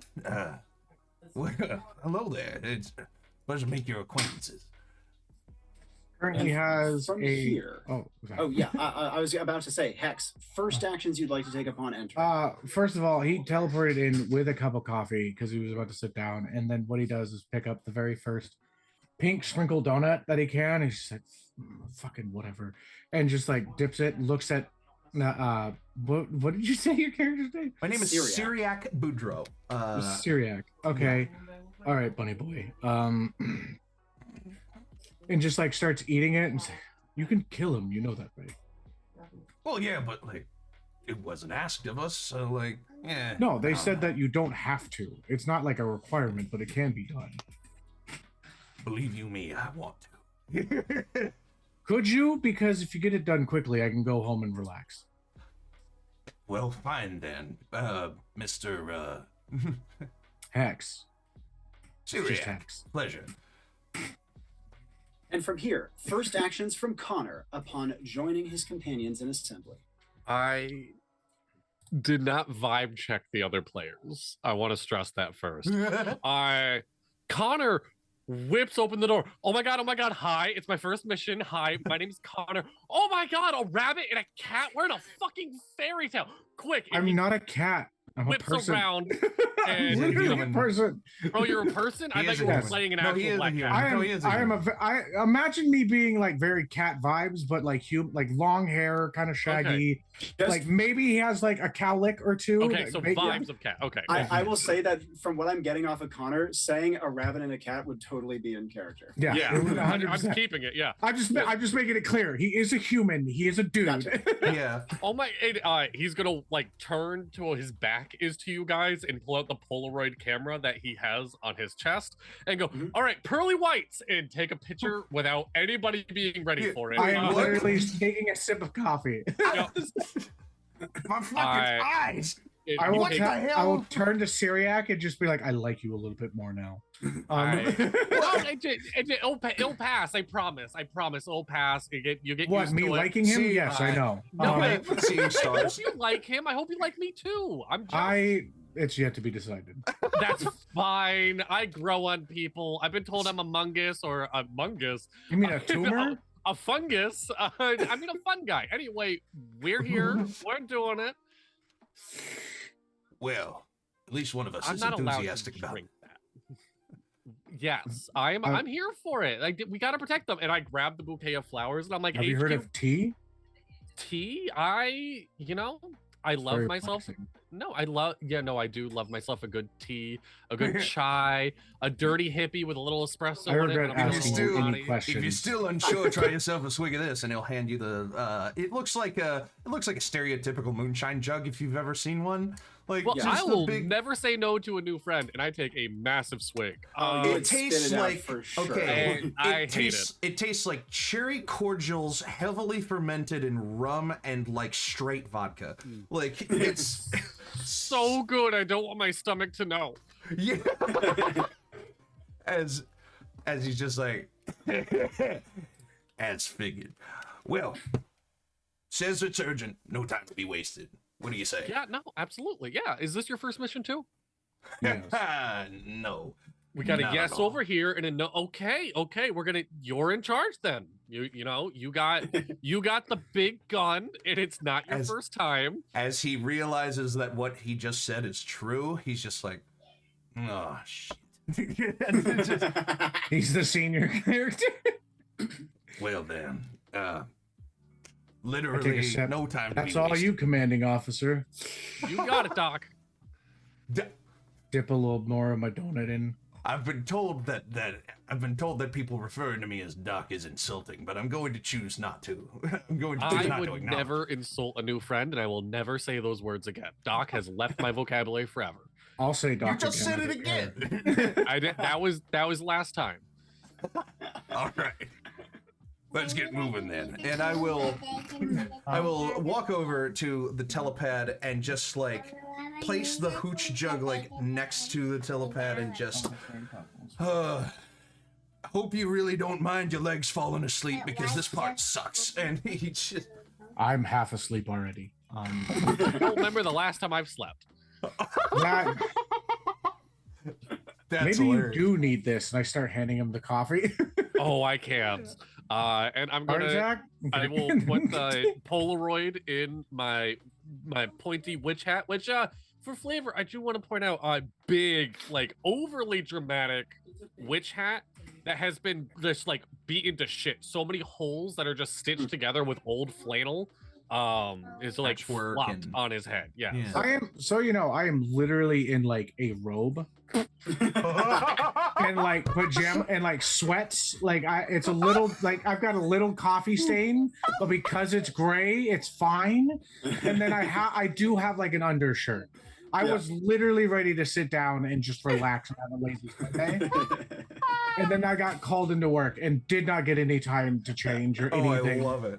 Because it's like I get teleported any moment. Yeah. Why the heck would I put different pants on? I might come in late naked. Oh God, that's fantastic. And as the group of you take your places atop the telepads, you would feel a strange sensation starting in your toes, rising up through your body. To Syriac, it is familiar, and yet even to him, it can never be truly familiar. It feels as though your Fucking legs are sucks. falling asleep while you stand.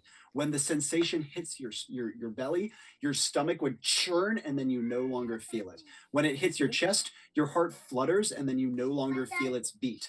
When it hits your eyes, your vision explodes into ribbons of color, and the world falls away and vanishes, and there is nothing.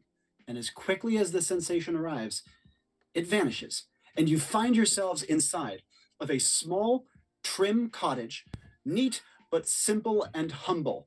Outside, there is a gentle breeze playing up the mountains, and it is late in the day, coming towards sunset.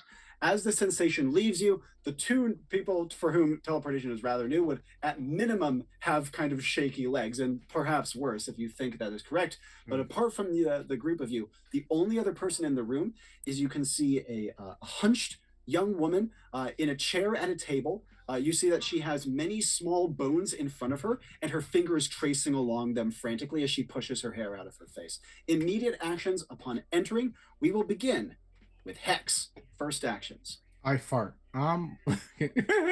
Legit. I have lost all like feeling of my muscles. I just let one out. I'm like, I'm so sorry. Valid. That's the first time I've ever had that happen. You've never farted before? No, I mean have my entire body relax, and it was so pleasant, and I just let one out. Oh my god, he's found his relaxing release and it's in the middle of teleporting to a fucking mission. He just starts like, he has like a little tear come down his face. That's lovely. We're here to catch a murderer. That's right. Oh, focus up. Okay. Oh my god. He smells it. I think we've found why Hex joined the Enclave. Radishes. Just radishes and asparagus. Just... First actions from Syriac. What would he like to do beyond this exchange? All right. Like, turns immediately to the soothsayer and just like step. You can see that she is like between when you teleported in and that she's like turning to face you with her eyes wide and terrified and her hair falling in her face. step, just like eye to eye, face to face. Hopefully, if she's like kneeling on the floor and like doing her bone reading, she's at a chair, but she's like turned in her chair. Right. And I'm just like, we're here to help you. We've been told about your plight and about your village's plight. We are here to help. Promise. May not seem like it at first, but we are. And I like will just very authoritatively and persuasively just like spin Juniper's barrel, or not barrel, receiver, and just like have it at the ready as I'm just like, now, correct me if I'm wrong. You can read the future. Before we go further with that, however, Yeah. Hex, you Go had ahead. a brief line that I didn't hear while Syriac was talking. I said this is going to be one of the scariest things if you're trying to catch a murderer and just had 3 random dudes teleport in. Yes, precisely. And her face reads that precisely. Connor, first actions upon porting in besides that brief exchange with Hex.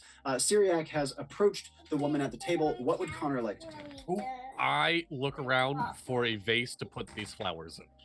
Oh, and looking around, while you don't see a vase per se, you do see she has a number of earthenware jugs that are like arranged by the door to her house, clearly like ready to go be filled at a well for water. Yeah. Places them in one, and the flowers just like oh, that's the poison one. I walk, I just like out loud. I'm like, I know this is scary. I know this is all of a sudden. We're here to help you. I know you got too dark and gloomy and a bright sunshine here, and it's a little bit distracting. So, and I put the flowers in one of the pots. I did, you know, there's no running water in here, which I am very used to. So I'm just gonna leave them there in the pot and hope they survive long enough until we leave. Now, as you were saying this, by the way, you see that the woman's terrified face does kind of break away to see you, and upon seeing you put the flowers in, you can see that her mask of fear like breaks slightly, and you can see that her face slightly relaxes. And after Syriac makes his bid and Connor's placed the flowers down, she turns to the group of you, and she says, "Reading the future is far from easy, unfortunately." As would be expected. But anything that you do know would help us. Literally anything. What you had for breakfast this morning. Like, well, that does not exactly pertain to the future, does it? and what you're about to have for breakfast tomorrow, because you'll still be alive. Yeah, but that's a choice. That's not seeing the future. That's just her deciding what to eat. You know what? He's not wrong. And she looks back to the table towards the strange like little like knuckle bones that are scattered across there. You can see that it looks as though she dropped them from her hands in like a little mass, you know, and they're all shaped. They have little symbols on them, and some are turned on their sides, some on their backs. And as she made it a point not to touch the table. Indeed, yeah. And as she kind of runs her hand over the top of them again, she says, "There's no useful patterns here. Mal, thank you for the follow. There's no useful patterns. I can only imagine that this element of the future has not yet been set in stone." That's a good thing, right? or rather, set in bone. And she gathers up the bones and puts them into a leather bag at her side and kind of ties the tie on it. Mm-hmm. That element being The killer. I've been trying to find everything, anything, who they are, where they are from, what they want, nothing. I don't know why. Normally I could find something about them. Maybe it is because they are foreign, because if it was someone I knew, I would easily be able to pick things out. Where have all these murders been taking place? She says, in folks' houses for the most part, but one was killed on the way down the great slope to the side. It is where we often go to gather firewood. So there is not a true pattern there either, but they have all been folk in my profession. Okay, so Where? primarily houses and primarily your profession. Is there anything on this house that like a sign of like, hey, this is what I do or anything like that? She says, no, we do not need to advertise ourselves. Folk know, folk come to us. They know, word spreads. It is... Okay, I'm going to do something. It might feel a little bit weird, but it's going to make just a little more comfort for you, okay? And I should have the thing open so I can know actually what it's called. I can change her appearance. Yes, you can, with the ability Veneer. Veneer. I am going to make her look like me, but older. And right. I would imagine that Connor has a decent guess of what he would look like, but older. But what is going to be your paired action for the ability? What will you physically do, or what will you say, or similar, to activate the magic? All abilities have like a listed paired action, but you can change that thing up, especially if you want the ability to do something different than what is listed. And that would be energy. So I did like the already paired action of like painting the target. What I'm doing, and like she keeps having this hair in front of her face. Yeah. I'm going to like slowly and calmly try to move the hair out of her face. Well, this is going to make a little bit more comfort. They're not going to know it's you. This is going to change your appearance so that like you're known as this, and they're not going to know it's you anymore. As Is I'm this just magic? Yes. Thank goodness. Can we ask questions while this is going on? Oh, absolutely. In this case, I was about to jump over to Hex. Hex, actions that you would like to take. I'd like to start asking like where they were during these different murders and how did they find out about them, etc.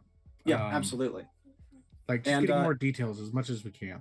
In Hex's voice, how would you phrase that first question? Where were you during all these different like all these murders, and like how did it come to pass your knowledge of them? You can see that her visage is starting to transform before your eyes, but she says to you evenly, these have happened very, very quickly. 6 deaths, 2 days. The first, I do not know, half a day of it, I was in home and I was seeing to clients.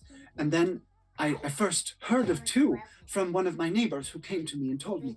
And immediately folk in the town were, we are very protective of our... what I do is a big part of our economy here. We have folk coming in from afar.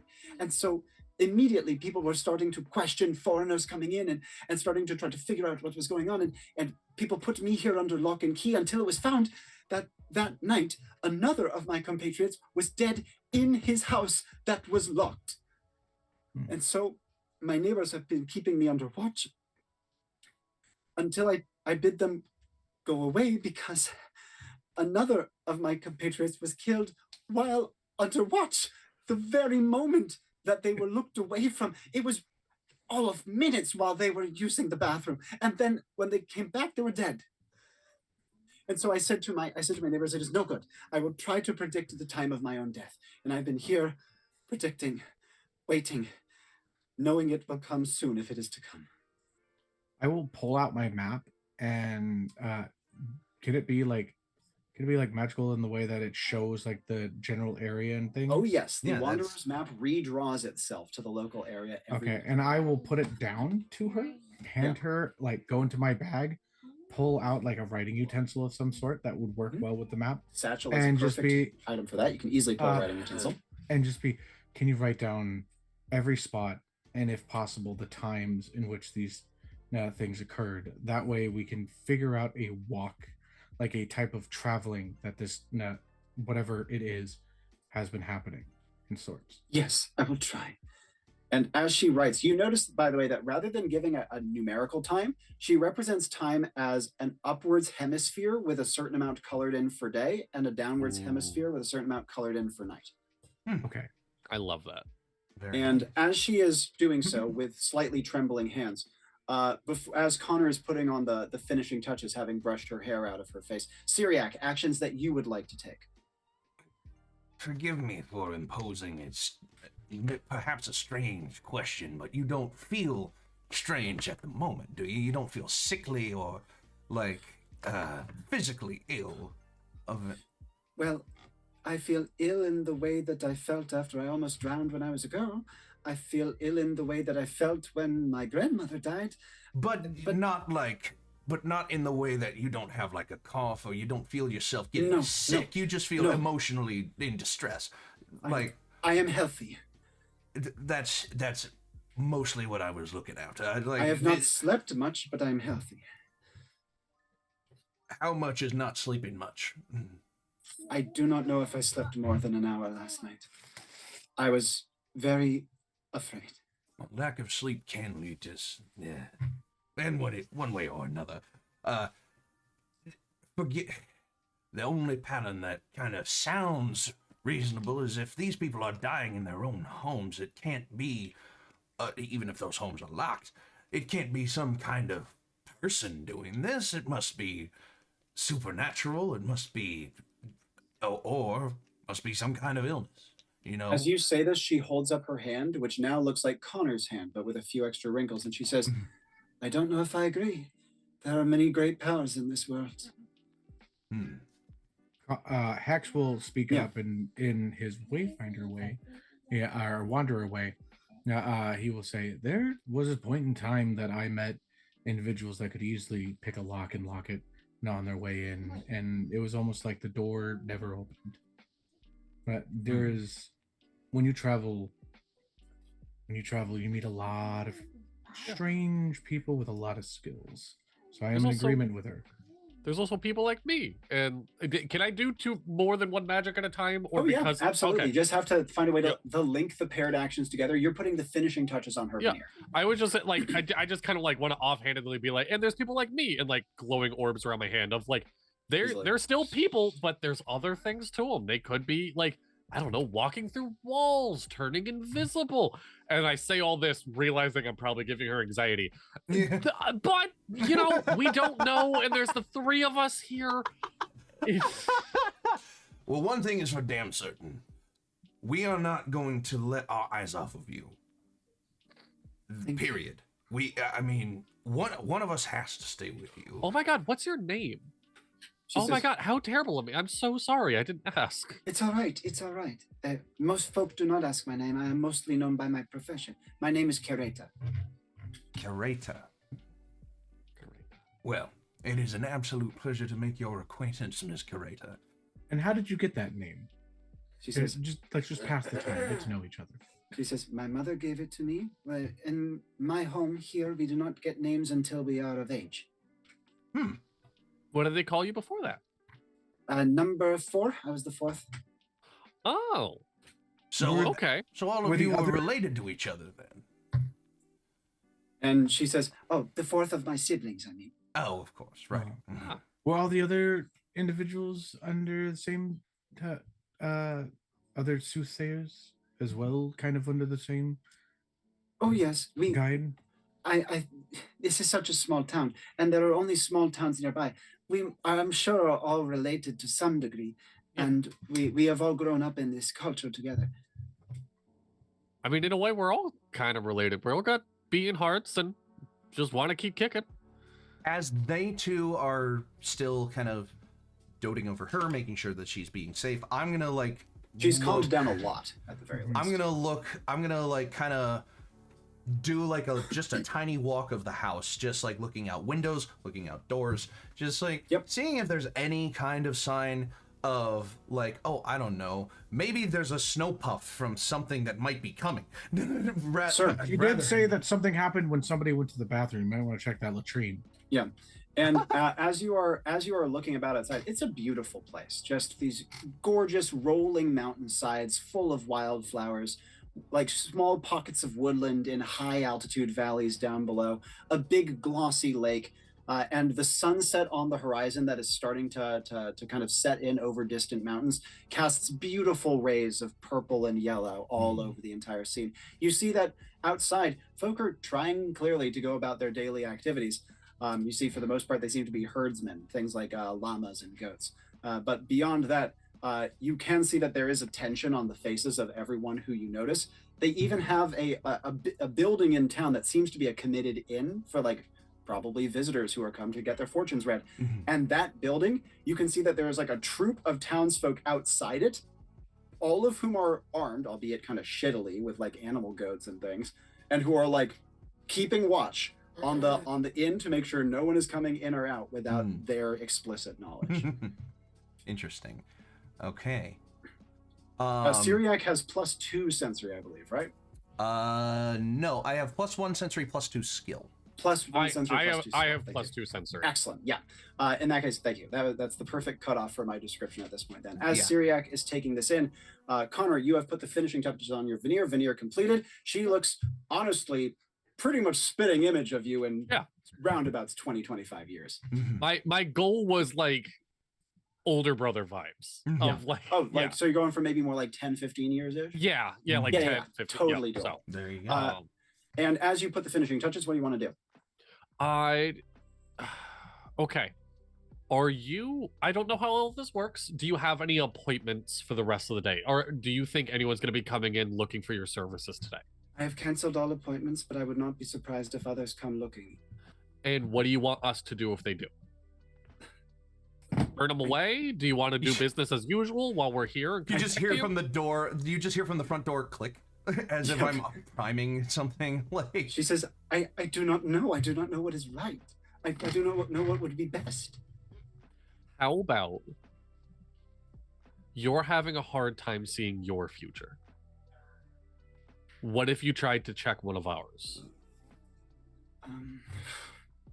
You see that she starts going into business mode as she takes her like little leather bag off, and she says, "Yes, of course I can do that. You're saving my life after all, presumably, and as such, I don't think I need payment from you." Without looking away from the door, Syriac's hand will go back to Connor and just be like, "You know, you have some pretty fucking great ideas. Did you know that?" And I just like, thank you. I really appreciate that. it's just like I will crack open the front door, and just like. I don't know whether my 3 luck would rather that there not be anyone there or rather there is someone there. I'm gonna say I'd rather there not be anyone there. Sure. In that case, the threshold is unoccupied as of now. And I just kind of looking like you don't seem to have anybody coming for your door at least. And I close it again and like whatever lock is on it, lock it. Yep, it has a simple bar lock. Just before we go further with that, Hex, actions you'd like to take, especially now that she has finished filling in the details on your map. I would like to look at the map and see if there is any kind of correlation. Coloration.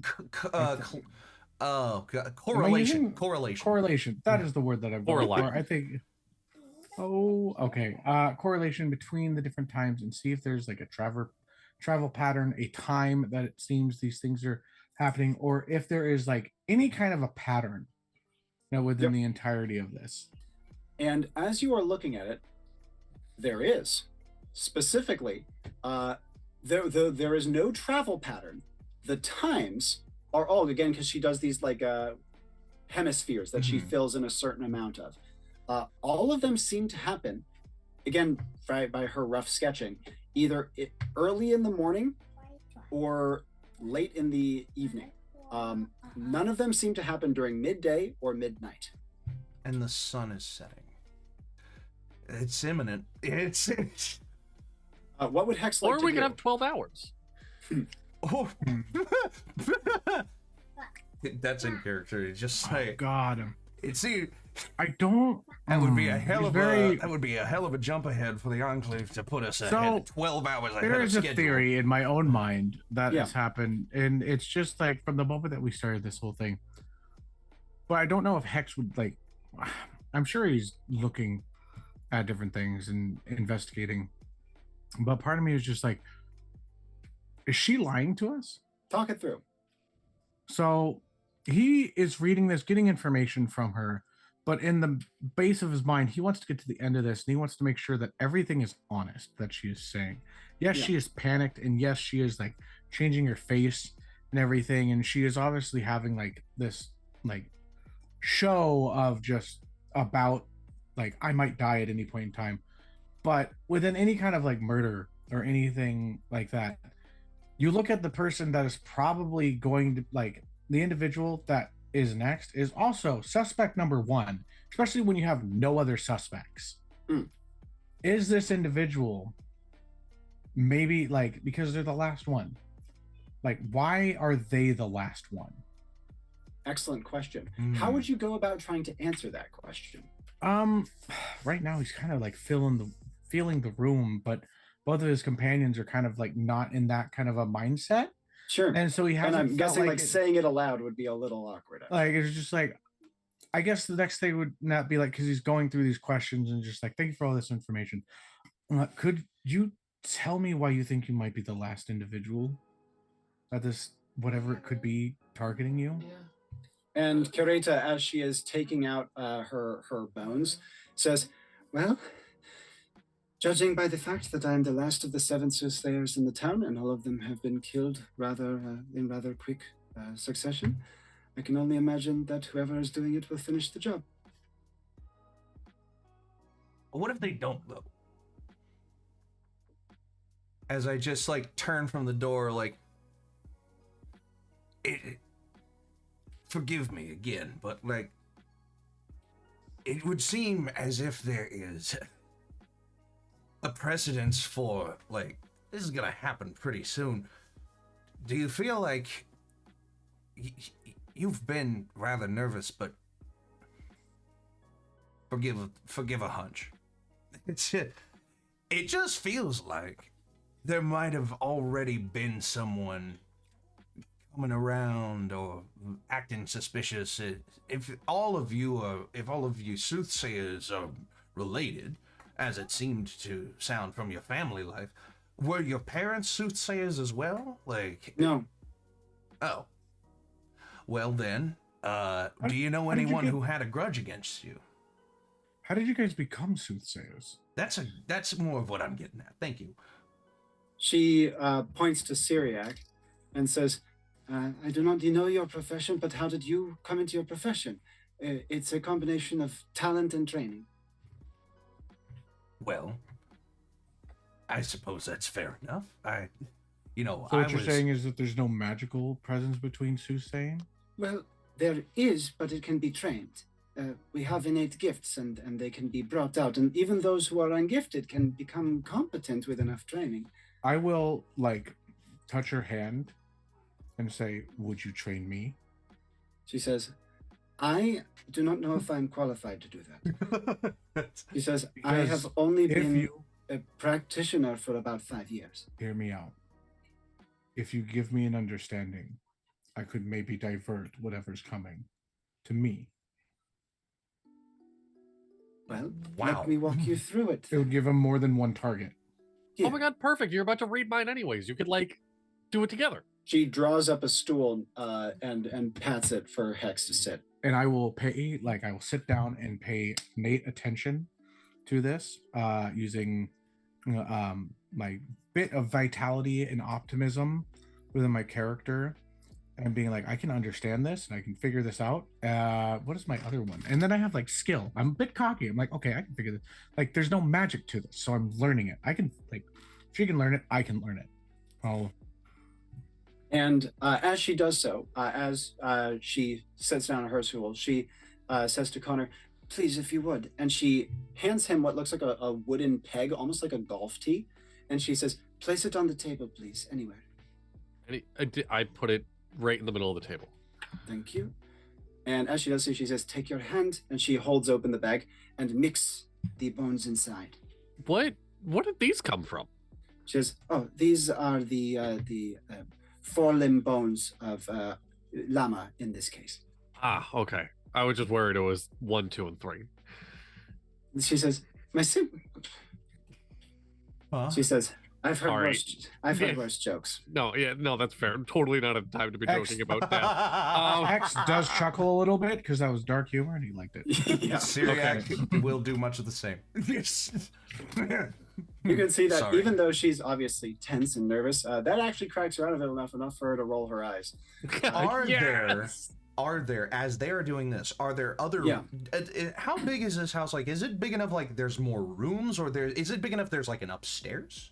No, it is a single room cottage, though. Single it is room spacious cottage, for yeah. what is needed. You can think of it like a studio. I get what you mean. Yeah. She says thank you to Connor and So pulls the bag away. there's no other nooks or crannies that anyone would be hiding in here.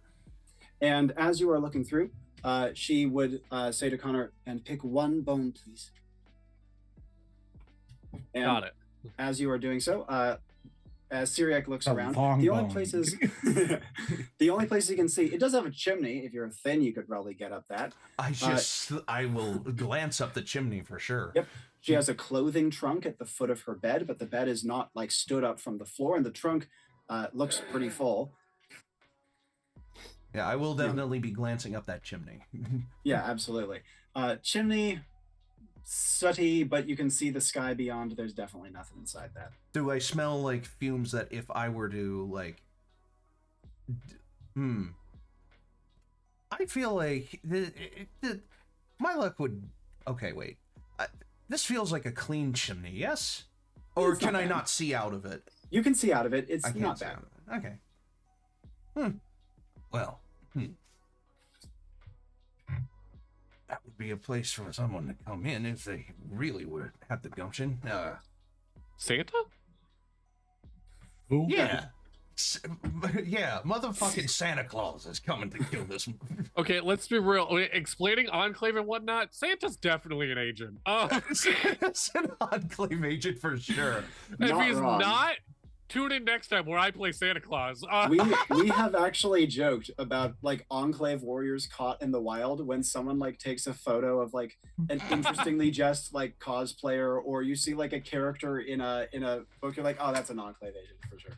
So yeah, it's a fun game. Mal says, I think Pseudo killed Santa already, actually. Dude, Pseudo, from what I have heard about Pseudo, Okay. definitely seems like the type. All right. Well, Hex has one other idea, but Yeah. it'll be after the bones are told and everything, and he has like picked up this. His next thing, and we'll RP it, but because we're getting close to that hour mark, he would like to have Connor make him look like the old lady. Hmm. Now, in this case, with her looking rather like Connor, she takes the bone that Connor picked and she places it on the golf tee such that it balances. Each bone has a small symbol on it, and she like recites them and reads them out as she does so. She explains to you in broad strokes that each of the bone symbols correlates to a specific star in the sky. All of them are named, all of them have like mythology to them, all of them have like domains of life they preside over, you know what I mean? And the one that Connor picked that she places down, she says, is the bone of fame. And yes, Syriac. I was just going to say we have 2 minutes, and then we're going to take a break, and then we'll come back. Excellent. Thank you very much. In that case, we can do the beginning of her little read as she takes the bag of bones and she upends it like directly over the tee. The bones hit the tee and scatter, including knocking the one that Connor picked off, but the tee stays in place. And as she does so, she draws a line with her hand and she gestures to the bones that are closer to Connor. Imagine like she drew like a hemisphere with the tee at its middle. And she says, these represent the past for him. And then she gestures to the ones further away, past the T. These represent the future for him. And each one, you see that the bones, again, they have kind of a knobbly, knotted appearance. And many of them have kind of stacked on top of each other or clustered, or they're not just like evenly distributed, of course. And she says, and based on how they cluster, you can see what elements of life will interact. And with yes. that, we will take a very quick break, and we will be right back with more to maybe conclude the mission. We'll see after this. All right, Marvelous. don't go anywhere. Woo! And 3-minute ad. Give me an idea of time we have left. As long as required. I mean, Yeah. I think we can get this done within an hour and a half max. yeah. Perfect. Okay. That's exactly what I was gonna say is like my personal time limit because I still have work in the morning. It'll be an hour and a half. Yeah. So I was gonna take my kids to school, but you know, again, an hour and a half. We got you. Yeah. Got it covered. Hoplite do you guys gave us a have stretch. Do you guys have off-camera questions for me? I have off-camera compliments. Oh my god, you're so good at this. Like, I appreciate it. I think I've- doing I've- yeah, I'm having a blast. 2,500 sessions of this will make that the case. Yeah, I have about I'm not- 2,500 full sessions of Enclave, and before Enclave, I was a professional diceless game designer and host since I was like 15. So I've that's been doing awesome. it for a while. Yeah, no, this is Well, this is You're great. cooler than I am. Well, I'm also much less employable than you are, as it happens. All right. And that's full credit to you, my friend. No, I'm good for now. I mean, I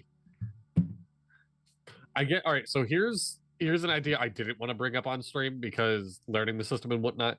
Viewpoint lets me see through people's eyes and stuff. Mhm. How difficult would that be to flavor seeing your memories? That is based in energy work. Energy work is a system in the game where you can make any magical thing work differently so long as you change the paired action to thematically match the change. Now, Okay. for something big like seeing memories, Yeah, see, you that have felt to do very powerful. Yeah. you have to do a big paired action that shows major commitment. And it will likely do things like drain way more essence than it normally does, or maybe hit you with an unexpected magical side effect. Mhm. And so kind of embracing those downsides and leaning into them is a great way to get the strongest effects so that there's a trade-off, you know? Yes. All right. That might be something I do if we hit a stalemate with clues and whatnot. Oh my god! I'm like, I see now why Dippy is hooked. I'm gonna be real. I'm I'm also very into this. just not entirely sure what I will be helpful with yet. Unless like Dono posed earlier, like, what if she's lying? What if she's the person we're after? Like, I just like that was instantly the thought in my head that was just like, this has got it. Like, if they're the last person to be killed, they could be just the killer. they could just be the person who's killing them all. Like, Bradley immediately is like, I mean, it's good for business if she's the only one left. Yeah. That's but, also like- kind of what I meant earlier when I said, but what if they don't? Like, Yeah. if they don't finish the job, then that must mean that they already know that their job is done. I That need to being- say that when we come back. We have 5 That being seconds. said, What if- my character is the other way thing too is sweet and that- plucky to ever say that. The other thing is that like, what if the lady's not the old lady anymore? Ooh. Hello and welcome back. And we're back. So, you catch us again in progress of an Enclave mission, and just pick right up where you left off, Robby. Excellent. And as she scatters the bones and explains the read, she would say to Connor as she traces her fingers over the bones, marking their symbols, she says, "My first question to you is what matters more to you, your past or your future?" My future. I was hoping it would help us like now. She says, "Well, clearly that is what you have been thinking of." And she gestures and says, "The bones match your mind. Where your mind goes, the bones go. And because of that," and she traces her finger along, she says, well, there's no doubt there's violence," her hand hovering above a cluster of bones over here, "and personal risk. That is something too." And she gestures along too. And that is bizarre. Your eyes. I don't know what is to do with your eyes, but your eyes are relevant. Okay. This is a very unusual placement of this bone. Okay. I like my eyes, and we didn't describe a whole lot of characters. My character has one completely black balled eye and one with a golden iris. Excellent. And And I'm sure you've done her up to match. Though I should note her voice isn't different, just her appearance. yes, she has two normal eyes. The black I ball see, is yes. not hereditary. And as she's going through, she says, "And deception." deception plays a major part in your, I would presume, near future, if that's where your mind is going. And it would seem deception is linked in here with unity and support. She says, even heroism and deception, you don't often see that combination. Okay. And I glance at the other two in the room, like, suspiciously. So, what you're saying is that he's about to lie and yet come out triumphant with us by his side. I cannot say triumphant. I cannot say triumphant. I can say heroic. Heroic. Well, heroes normally are triumphant where I come from. She says, yeah, and some heroes die. That's also very true. Most do. Most. And I heard so- you either die the hero or you live long enough to become the villain. Now, how long where did you learn that from? Comic book. As Syriac, like, what's a Man, comic? this is Like, in his mind, it's just They like, had comics in the Civil War. no, they did. Well, yeah, they did. They actually did. Fucking Yeah. Captain America. anyway, Captain That's America. World War II. Oh, no, Yeah, that's World War II. Never mind. Yeah. However, as you guys are, Oh, yeah, are come. discussing this, and she is going through the read, you guys would hear outside a bell ring, like a dong dong, and you hear, Garita, are you all right? And she says, that is a neighbor of mine. as I will like, and just like, is he like at the door? No, he's not at the door. He's like politely a little ways back from the door. And I just like,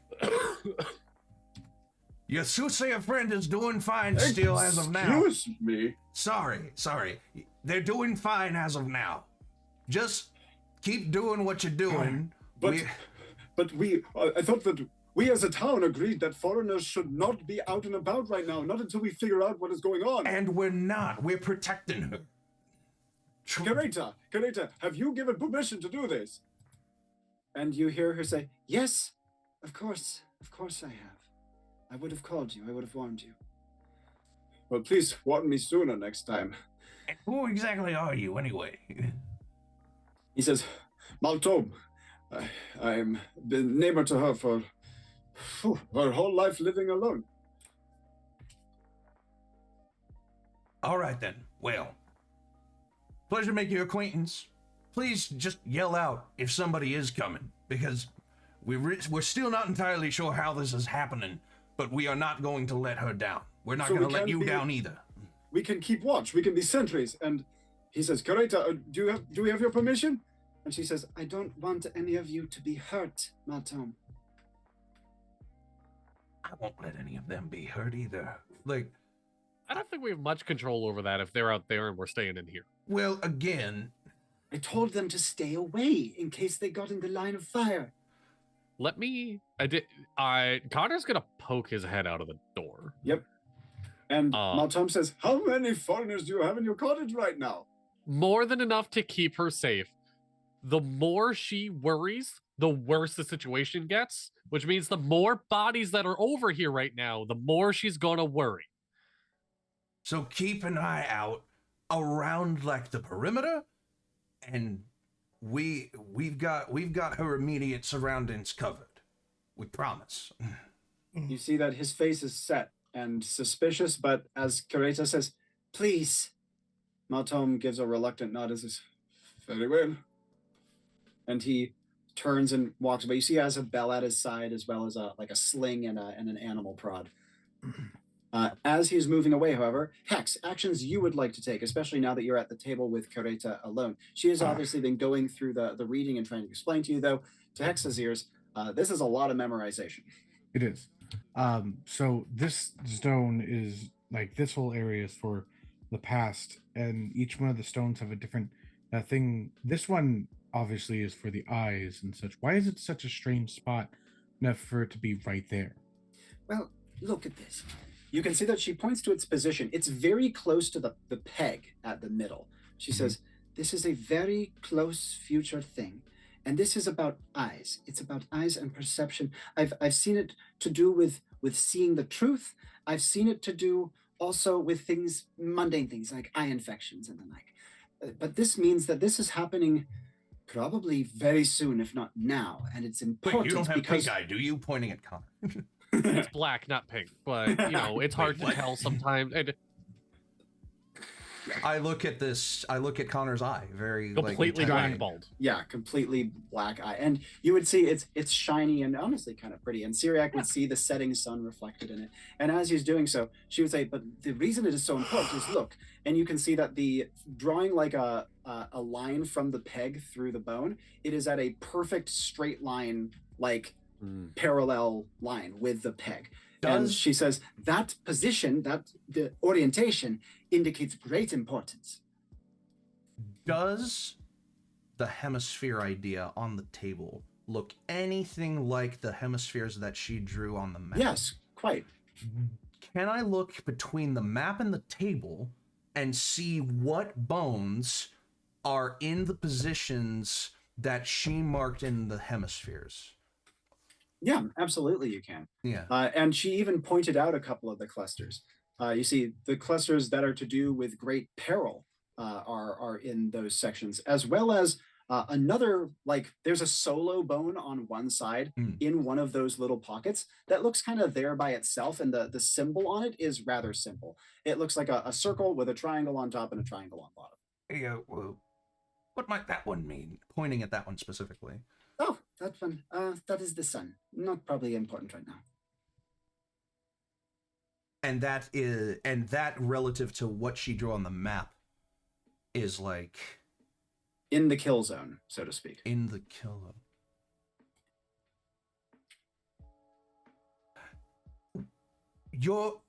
I look over. Okay, where would the sunset be relative to where we are right now? And if okay. So where would the sunset be? While he's doing this, yeah. I'm gonna pull out a notepad and just like draw out all the symbols and everything and what they mean, just like taking notes. And as you're scribbling it out, yes, Syriac, what were you gonna say? Where would the sunset be relative to us? Have I seen the sunset relative to us? Well, yes, when you first poured it in, the sun was going down over the edge, and given that you've poked your head out the front door, you've also seen the sunset to some degree. However, from where you guys are sitting right now, she only has it's a small cottage, and the windows are open air, and as such, she one of the two windows she has is completely bathing the entirety of the table, her and Connor, in the setting sunlight. Have all of your friends been in the presence of the sun when they died? She frowns and pauses, and she says, I don't know. I did not see where precisely they died. I was only told, but... So you haven't seen any of the murder, like any of the bodies yourself? No, I was told I should not because they were very disturbing. Do all of your houses have a window that looks out at the sun? Yes, of course. The sun is the way we warm our houses. Block that window right now, and I am going to rush on my feet over to the map and look at wherever the closest body from where we are right now, where the closest body is. Yep, it's like literally 2 houses down the road. I will be right back. And I just pointing at the two of them find a way to cover up this damn window, and I just will go to the door and just just running. I will take my robe off, and you guys will see me as a scrawny, hairy man, as 6'2", and just put the robe over top of it. I would much rather. I could do other. You can wear the robe. It's okay. I have. Consider that she's covered her eye. Yeah, I am wearing a shirt. It just looks like I have hair. Pajama bottoms, yeah. Yeah, I have a shirt. It's okay. What? I have magic, sir. I can just, and I kind of just. And I just look at him, and I'm just like, magic is bullshit. I did. Sir, I really try to be friends with everyone I meet, but I really don't appreciate that. And the soothsayer Kareta says, please. If it helps, I have firewood. We can maybe block the window with that, though there will still be cracks. I have it. It is okay. Shit, Donna, what's your character's name again? Hex. It's Hex. right there. It's in the Zoom. Yeah. Hex you're making our company a little bit uncomfortable. Maybe they're not used to that stuff around here. Me, myself, I'm good with a hot spring and, you know, the saunas and whatnot, as I am going to just... You know, every time there's ever been magic in any of my adventures, there's always been something that's wrong about it. Well, I haven't been there yet, so have a little trust, buddy. And I'm going to Phantasm. I just kind of like a black... Let's see. Must have like a single subject object. I am going to put a massive tree in front of this window. I'm like guessing curtains, on the dude. Like I'm guessing on the outside. Something to just block the light. Yeah. Oh, curtains would be so much smarter. I said tree. We're sticking with tree. Of note, tree does have the downside of the bigger the phantasm, the more expensive it is. And so if you want to commit hard, tree will do. But if you want to conserve your essence, curtains will also do. I don't know how to not commit hard. Nice. We're making this big ass tree. Actually, yes, I use the firewood as like sculpting clay almost. I don't know how much of a action. Start like putting the firewood in the window and almost like the same way I changed her face of like almost molding it into form as it slowly builds out more and more of this tree. You see like sweat kind of start dripping down his head as like, shit, I kind of maybe bit off more than I can chew.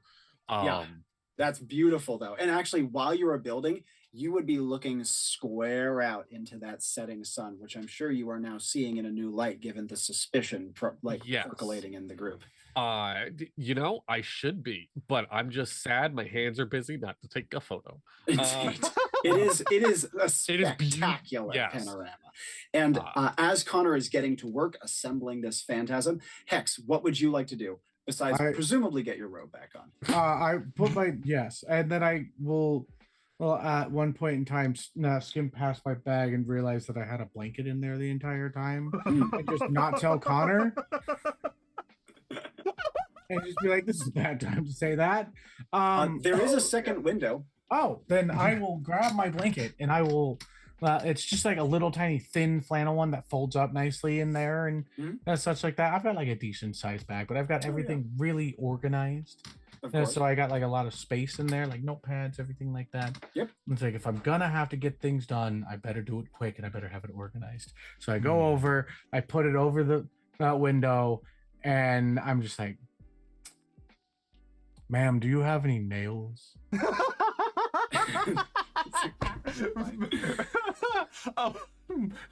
And as you do so, she, still looking like Connor's older brother, would say, "Why, yes, sir, I certainly do."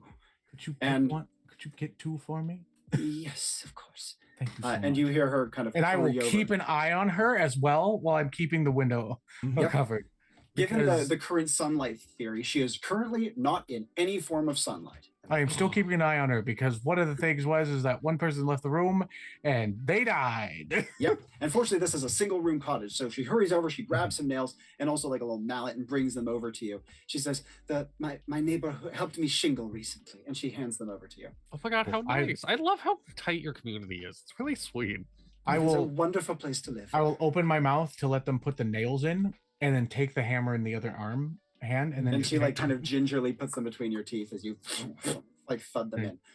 Yep, absolutely. And as you thank you, as I like respectfully just like bow as I put it down.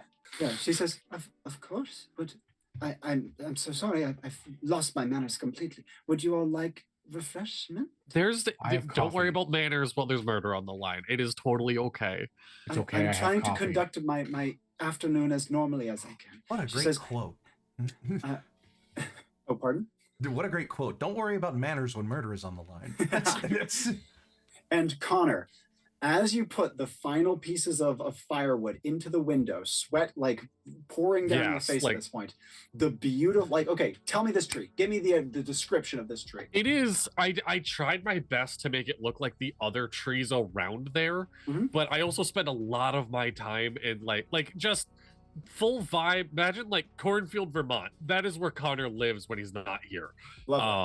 So like a little bit of like birch it slipped through because of like muscle memory and whatnot. So like it looks like the trees around here, but like there's white strands in it and whatnot. And it was mostly make it wide enough to cover the window, worry about if it looks like a tree secondary.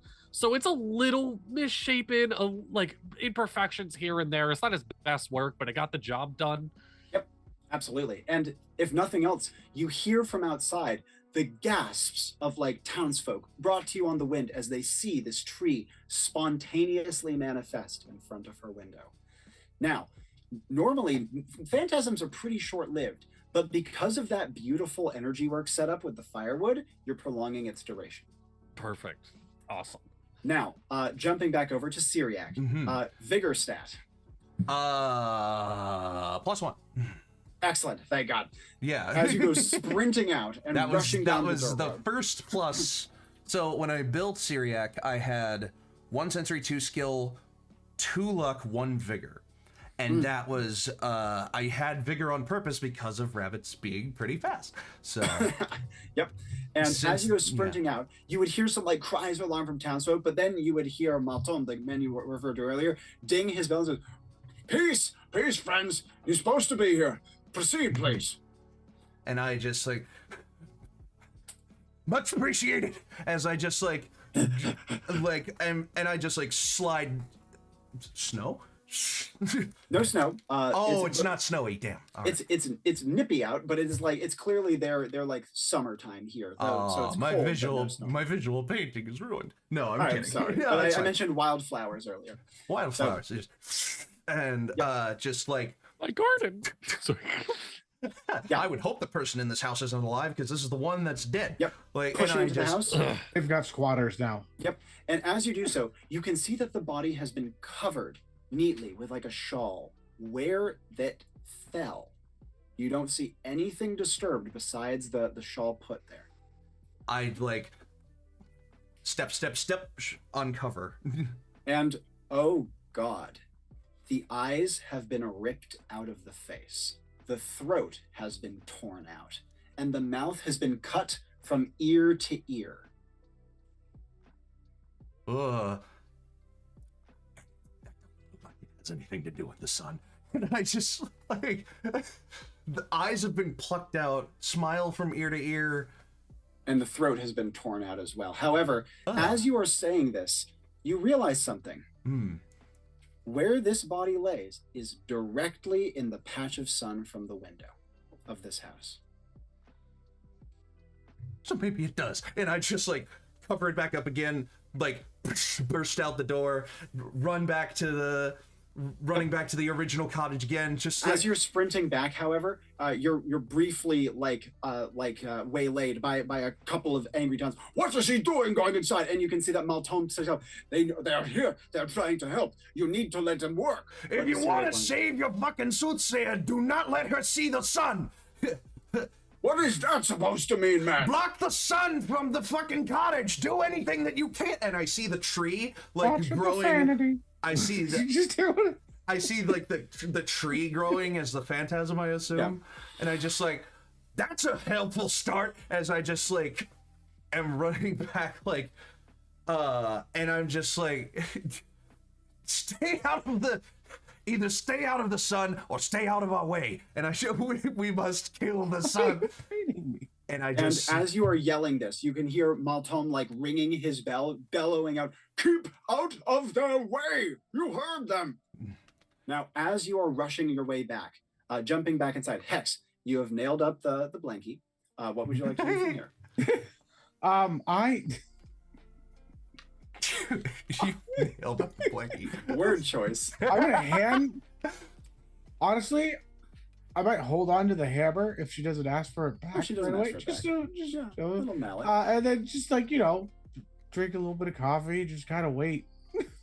Now, as you take a sip of coffee, checking in with Connor, what would he like to do now that his phantasm has been completed? Yes. With any leftover firewood, because now the room is dark. I'm sure we're getting a little bit of light, but it's quite dark. I'm going to start setting a fire for us all. You said it's a little bit chilly. We need the light. The fireplace was already open. Yeah, I'm going to set just a little fire. I'd assume they have like flint and steel some she sort of has- fire starter. She has Yeah, fire Magic. starters. Yeah. yeah. Or you can like arcane manifest it too. Like I am using He just so made much a lot of magic sense, right now. though. That I is am a lot like of I magic. I imagine just I'm like made a tree. I'm kind of part of the reason I'm making a fire is like I imagine like he zapped a good You amount did of just energy, use like, he is- all the firewood to cover. I up didn't. the- I left firewood. It's fine. He's like shaking a little bit. You can. I don't know how much flavor is needed for this system or wherever I'm going. So correct me if I say something. Keep it I'm up. like, oh, Keep it up. You're doing great. he is freezing. Like he used a little bit too much making The that old tree. body heat is Yeah. down. And as you're moving over to light a fire in the fireplace, any follow-ups from Hex as Connor is passing by him? He has his coffee I'm out keeping. too, so. I'm like literally just sitting with the old lady and just like keeping an eye on her and basically being somebody right next to her at all times in certainly. case something happens. If needed, he will be like just a body in between whatever is coming. And Connor, a brief note as you're working on lighting the fire, you would see a small slit of light on the ground where before there wasn't one. I try to like follow the path, like you know what I mean, like try to see absolutely. where it's coming from. And in this case, Hex would also notice Connor's presumably like sudden twitch, and the two of you would see the blanket that you had hung up is being cut in a circle. Oh man, I paid for that. And you don't see a knife, you don't see a blade, you just see it being cut as though lasered. 3 luck, can I see what's on the other side of that window? Ooh, as because you're I'm running back. I will say yes, but I will tell you when you see it. Sure, Okay. go ahead. Yeah, that's fine. I did. And actions from the two of you. I'm going to take my cup of hot coffee and just splash him. But I was gonna, through the blanket. no, he's cutting through. So you know, you're like as I'm just gonna basically as soon as like something peeks through, hot coffee in the face. And Connor. By the way, what would the you like coffee is my staff. I did. Oh, The cup of coffee is the walking. Because it could be anything. That I Oh wanted it my to be. god! That's What is- awesome. Oh, I- how fucking great! I wrote it down and on it. Oh, what is her name again? Her name is Kareta. Kareta. Kareta. Quietly get behind me. Okay? She says, I should not talk, right? Just get behind me. And she stands up and Yeah. slowly walks behind you. You can see the circle is over, like halfway done. Yeah, and shakily, I'm gonna try and bolster up the block her from whatever there is, as with whatever strength I got left in me. You have not yet managed to light the fire, but you do feel, especially as that run of adrenaline hits you, you have some energy in you. Yeah, You're ready to go. That said, Syriac, Mhm, you would catch what is happening in that the window covered by the blanket. mhm. You are not to the house yet, but you see it just as the circle is finishing. Do I? Is there a thing like on the other side of? So from No. where I'm standing, I just see the outline of the window and the circle being cut. You see the outline of the window. You can see the blanket behind it. It has kind of that ripply blankety texture, and you can see the circle being cut just as it is finishing, and like the circle of fabric just like falls away from the blanket. Do I see a shadow? Like the shadow of like of a figure At the window itself? at the No. window, on the wall behind it, like on any adjacent surfaces. There's no shadows of anything. You see no shadows of anything. Although, admittedly, since you're running, it's kind of you're bumping up and down. It's kind of hard to see. As soon as I see the circle fall away, oh, this might be tricky. As soon as I see the circle fall away, can I stand off just like in the direction of the window? And Oof. You're pretty far away. Standoff wants you to be up there and personal with us, some sort of social interaction. It wants you to grab the person, wants you to get their as attention. I'm just, won't. I don't know if this is gonna be helpful. I just kind of like Shoot it. screech. I just screech. Well, I don't. Here's the thing. If I shoot, I have a very distinct feeling that me shooting is going to lead to her dying. And so I do not want to do that because of the energy. Like, I want to, okay. I want to like yell out in the direction of the window that I see the circle fall away from, and just be like, "You lay one goddamn finger on her, and I will pump you full of lead." And I just like want to stop whatever it is, if it's invisible, if it's energy, if it's whatever. I just want to be loud enough and intimidating enough that they just stop whatever they're doing. And are like, you going to keep them continue there. running inside? I will skid to a halt if that's what it takes to stand off. Like, I will skid to a halt and look at the window and just like put a hand to the crowd as well as I say it, just like to not make them, because they're already very suspicious of me, as I've just, it looks like a charade that I'm putting on, and I'm taking a heavy gamble and just hoping that the fabric's already fallen away. I have no clue after I say it, but I'm just saying it, and I'm just like aiming. You would be most of the way up her path to her door when you skid to a halt and say this. And now, as you are doing this, Hex, actions you would like to take. One, the fabric circle would fall away. One, noticing things. Did the window break at all? There's no glass. They don't have glass windows. Oh, okay. Well, then that explains that. Secondly, am I seeing anything? Now, as the scrap falls away, for the moment, you don't see anything. Just kind of like the beam of setting sunlight coming through the window. It illuminates the dust. You know how like in a ray of light, dust motes will like be very noticeable and kind of wisp around. However, there's like a beat where it looks like literally nothing happened besides the circle came down, and where the patch of sunlight has landed is not near any of you guys. Well, it's near you, but it's not touching any of you guys. From outside, you hear Syriac scream as the circle falls to the floor. Reflex, if I'm not seeing anything, I'm just not going to assume, invisible. Throw the coffee on it. And as you do so, the coffee would catch something in a most unusual way. The dust motes I described had looked, it was not obvious at first, but as you throw, the coffee that splashes against it show that the dust motes were creating an outline. And your splash has caught kind of the lower part of this outline, the outline of a man materializing in the sunlight. You can see that they are not particularly tall. They wear a wide-brimmed hat and a very long kind of poncho-like cloak that covers most of them. Their face is obscured, and as they materialize with that coffee stain on the lower part of their poncho, they don't move. But your splash makes it the materialization goes from gradual and gentle to sudden, and they're just there. As the person materializes amidst you, Connor, actions from you before I jump back to Hex. I am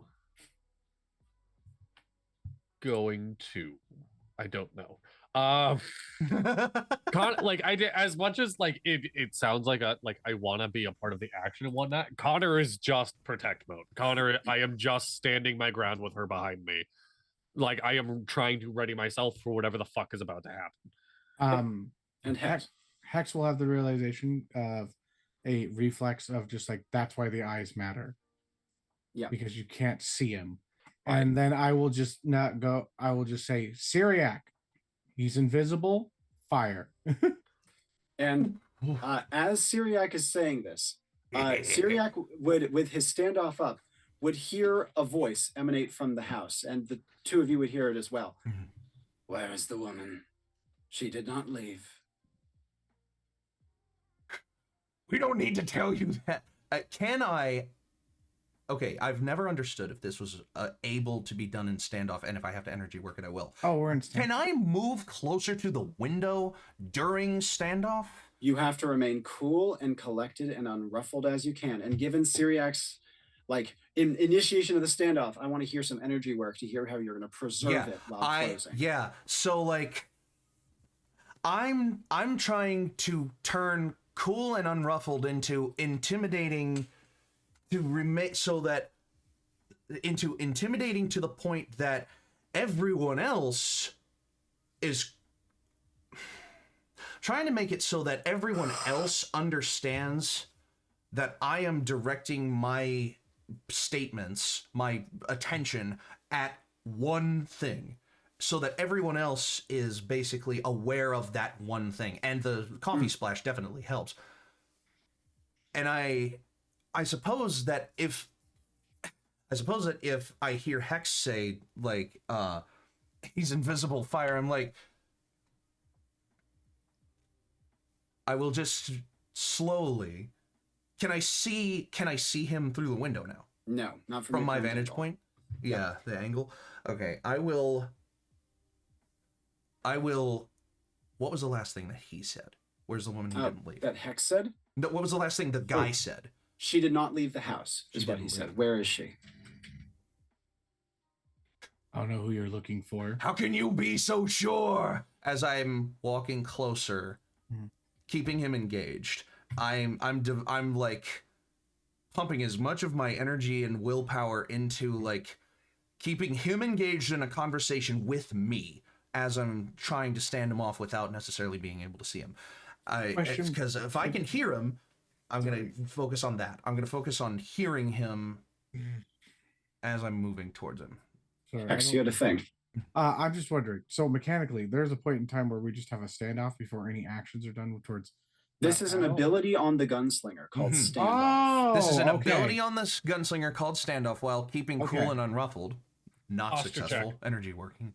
The user will magically be protected from enemy attacks. I will be protected from enemy attacks. Directly interacting with a specific enemy will stop them from aggressing at all. That's the main use of standoff I'm doing right now, is I'm keeping him from doing anything by standing him off. And Aggressive. that's what I want to continue. Anything aggressive. Yeah, from doing anything aggressive, yeah. So I'm just like approaching and again, engaging this conversation with as much of my willpower as I can. Okay. Yeah. The next thing that Hex could do, because it's like, okay, he's got him standing off. He doesn't know, this individual does not know that the lady is there. I will start, because I can see him kind of, or see them. Yep. I will begin to describe them out loud to the villagers around us. Yep, they are outside, so you're going to have to project that voice of yours. Fortunately, you have a plus to vitality. So I am going to project a vocalization of the description of this individual, hoping that one of them will know exactly who I'm talking about. And they will be able to be like, that's who they are. As Hex starts to call out of the window, broad-brimmed hat, big long poncho. The poncho seems to be largely white. It has a reddish pattern at the bottom. As you are calling that out, Syriac, with his ears, would hear as Hex's voice rings out. The villagers who are keeping a perimeter, you hear a few of them gasp at the description. And the broad-hatted man, as Hex is reading, as like speaking aloud, he ignores Hex completely and says to Connor, "There are two of you. Which is her?" The other one is my older brother, and I will stand up, deepening, like trying to bolster as much confidence as he can. Of, you don't know the fucking abilities I have. How quickly, and he snaps his fingers, hoping the fireplace can start. No, he does not have a lot of magic left in him right now. You are starting to set it up, and you get it to catch to life. Yes. I can have her across the fucking globe like that. You have no idea what you fucking walked in on. As I'm hopefully still inching closer. You are inching closer, but I just like give me more paired action from Syriac, how he's going to keep this standoff up, even with how uncomposed he is. I want more details here. Yeah, of course. He's just like, you chose the wrong day to complete your job, and by the looks of it, you did a pretty shitty fucking job. You had no accountants for anyone coming to protect her. You had no accountants for anyone looking upon the past. So, to me, it kind of looks like you're fucked. And as you are saying this, both Hex, as he's finished his statement, he hears a voice yell out from the villagers down below, the voice of Malton. The king in exile! It's the king in exile! That's what he said he was?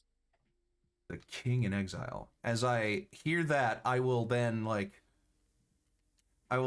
also tag on and just say, Kings. One of my favorite books. No, you don't understand. No, I get it. I fully get it, Dippy. Yeah.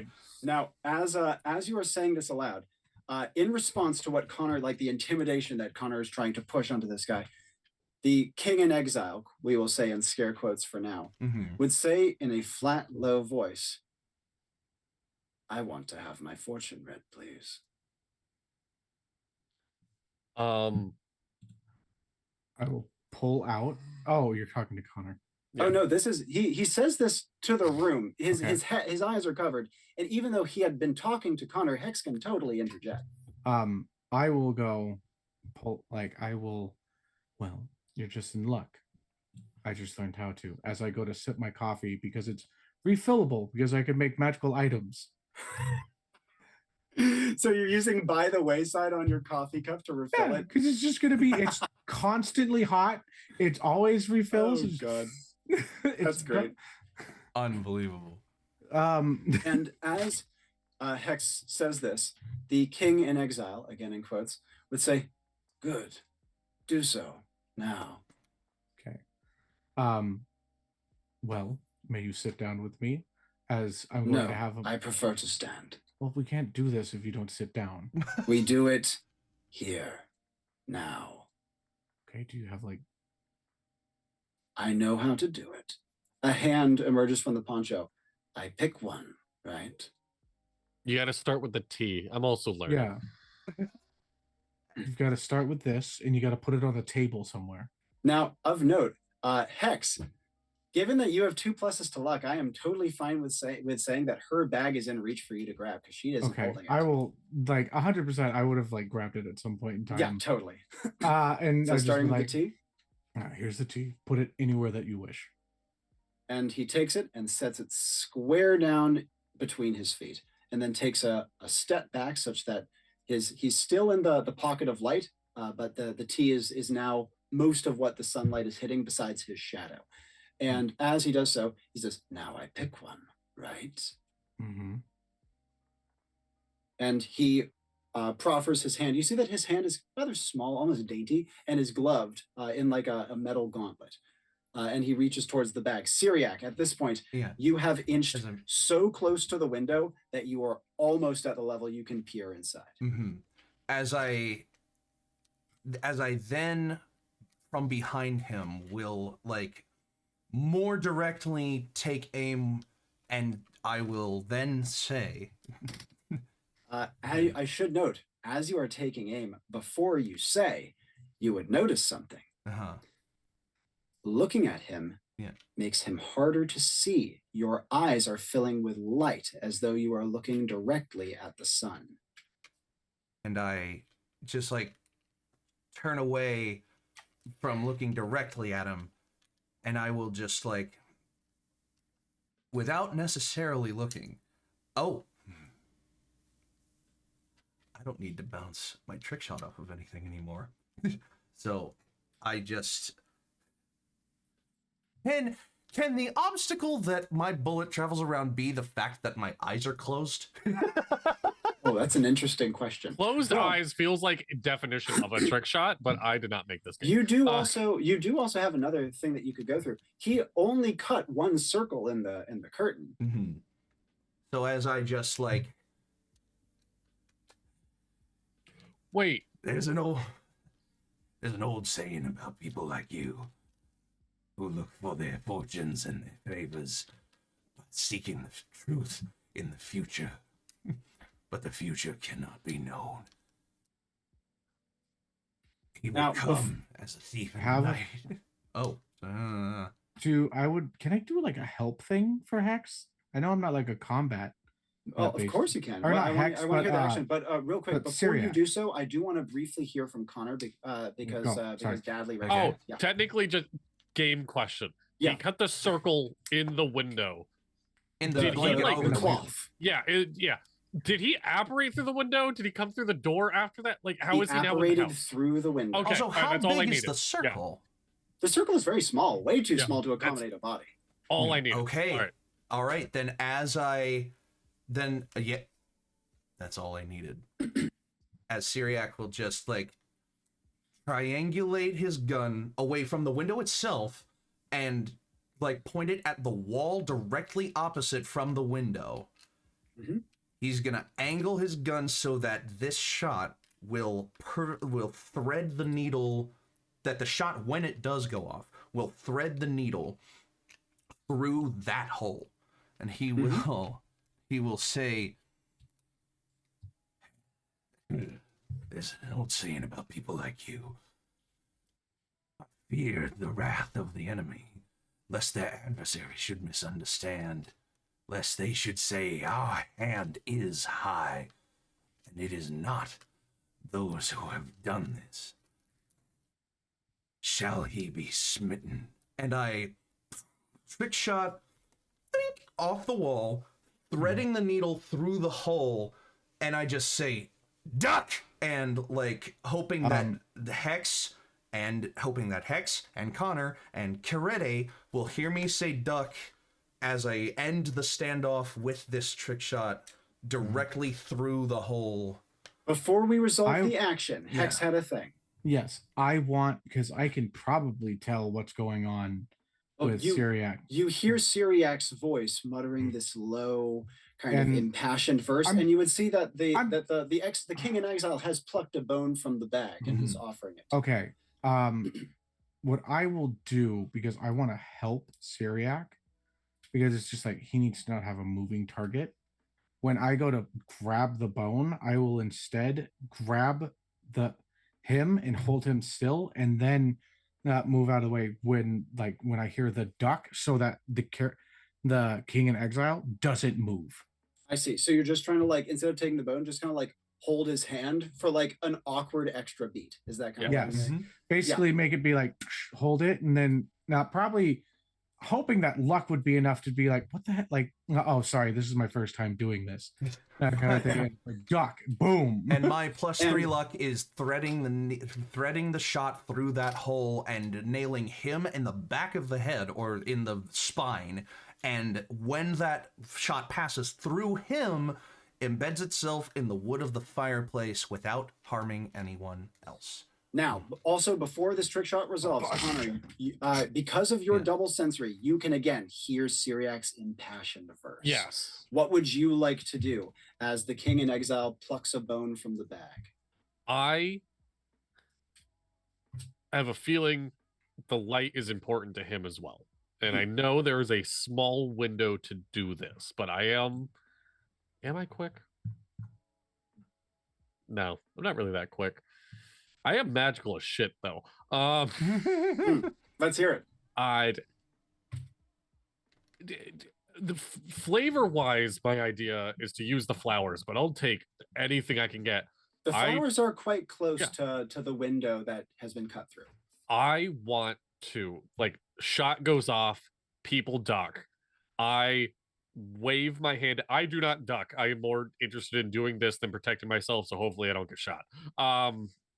I am going to like overgrow the flowers to the point that they are blocking the light from the window. Ooh, that's very cool. What is going to be your paired action for this? Where in Connor's background would a spell like this make sense? What about his current state, his current thematics would make this make sense? It is just like, for what already using the wood, he's like nature on the mind and whatnot. He brought the flowers, so they're right there, and they made her happy. If he can leave with more flowers in there, fuck yeah. Give me a physical, like even a brief physical action or something that he's going to say to prompt the magic. I mean, he is throwing his hand in the air and just, I mean, it's just that it is like a very exaggerated, like, they yelled duck, he's doing the opposite. He is damn near leaping, like just trying to command these flowers to grow more, even if it is just for a moment to block the sun. Yep. Absolutely. And as you do so, the group of you would witness the following. There would be a sharp ping, and immediately after, you would see the king in exile stagger. The moment after he staggers, however, he is still in the sun.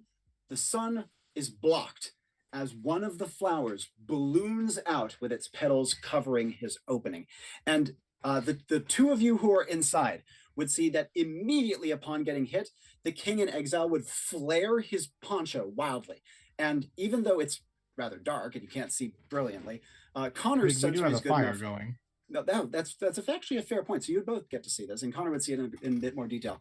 That underneath his poncho, he has like a rather elegant, like segmented armor suit under, as well as multiple long blades that he flares out and spins with wildly, clearly not entirely knowing where the attack is coming in, and yet it has a dancer's grace to it as he spins. Now, obviously, Hex has ducked, Connor has not, and the king in exile's spin with his blades outstretched, has sent a profoundly deep gash to the bone into one of his hands, his left. Connor, are you staggering backwards from this, or like how would he respond to a wound like that? I gotta look at the. Here, while you're thinking, Hex, you are low enough after the duck to miss getting hit by one of the spinning blades as he, like, again, twirls on the spot with his weapons outreached, not only like cutting Connor, but trashing this section of the room in the process. Pottery goes everywhere. Immediate responses from Hex. Hex is low, but Hex is like 2 paces in front of this guy. And he is now armed and dangerous. Though when he spun, Hex would also feel a spray of blood from the wound on the back of his head. So, I'm trying to think like quickly. What would he do? I'm down. I was told duck. Here, if you need a moment to think, we can hear from Connor and we can hear from Syriac. I have 2 pluses in vitality. Yep. Does that give me enough gusto? Because I'm looking at, what is it called? Learning all this on the fly. Rallying. Rally. Yes, that's exactly what I was trying to get for. Yes. Can I just muscle it? Can I just take this hit and like unflinchingly? Think about it as a character moment, like a point of character interaction. I will say, especially with you having grown the flowers, you even said to yourself, they made her happy. Yes. You are protecting her. She is behind you. Think how you can tie that in to your rally. Yeah, I mean, that's it. That's what I'm getting at, is like, I am not staggering. I am not ducking. I am keeping her behind me. I have got cut in the hand, and I am still just that wall between her and the guy.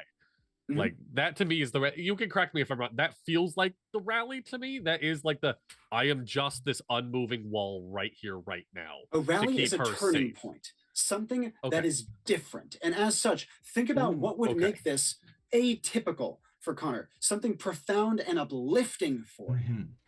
And while you are thinking, Syriac, shot goes off. You immediately hear crashing inside. What do you want to do? I'm jumping through the window. And Batman style. Reflex flower. Yeah, +1. +1? Nice, yeah. In that case, Syriac can totally do a neat jump through the window, though, of course, he would disturb the curtain in doing so and flare sunlight into the room. However, that's kind of what I'm banking on, to see him for another shot on him, if that's what I'm doing here. And as you leap into the room, you can see him like with 2 long blades outreached, his poncho flared, his armor revealed, but also in the process of moving towards you, striking blindly behind himself with the practiced finesse of an expert fencer. Yeah, I will be using luck and reflex to because did he drop the bone? The bone? Yeah, he dropped the bone. I will pick it up and read the rune.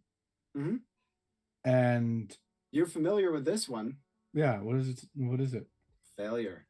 And I just say I will just look him dead in the face and just say, you've already not told your future.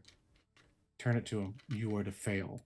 As I let Syriac do his last shot And I just Syriac, as the king in exile lunges towards you again with this practiced deadly finesse, what do you want to do? You hear Hex's words ringing out in almost not a deadpan, but like low. I will say, I'm hoping that my words make the king in exile stagger.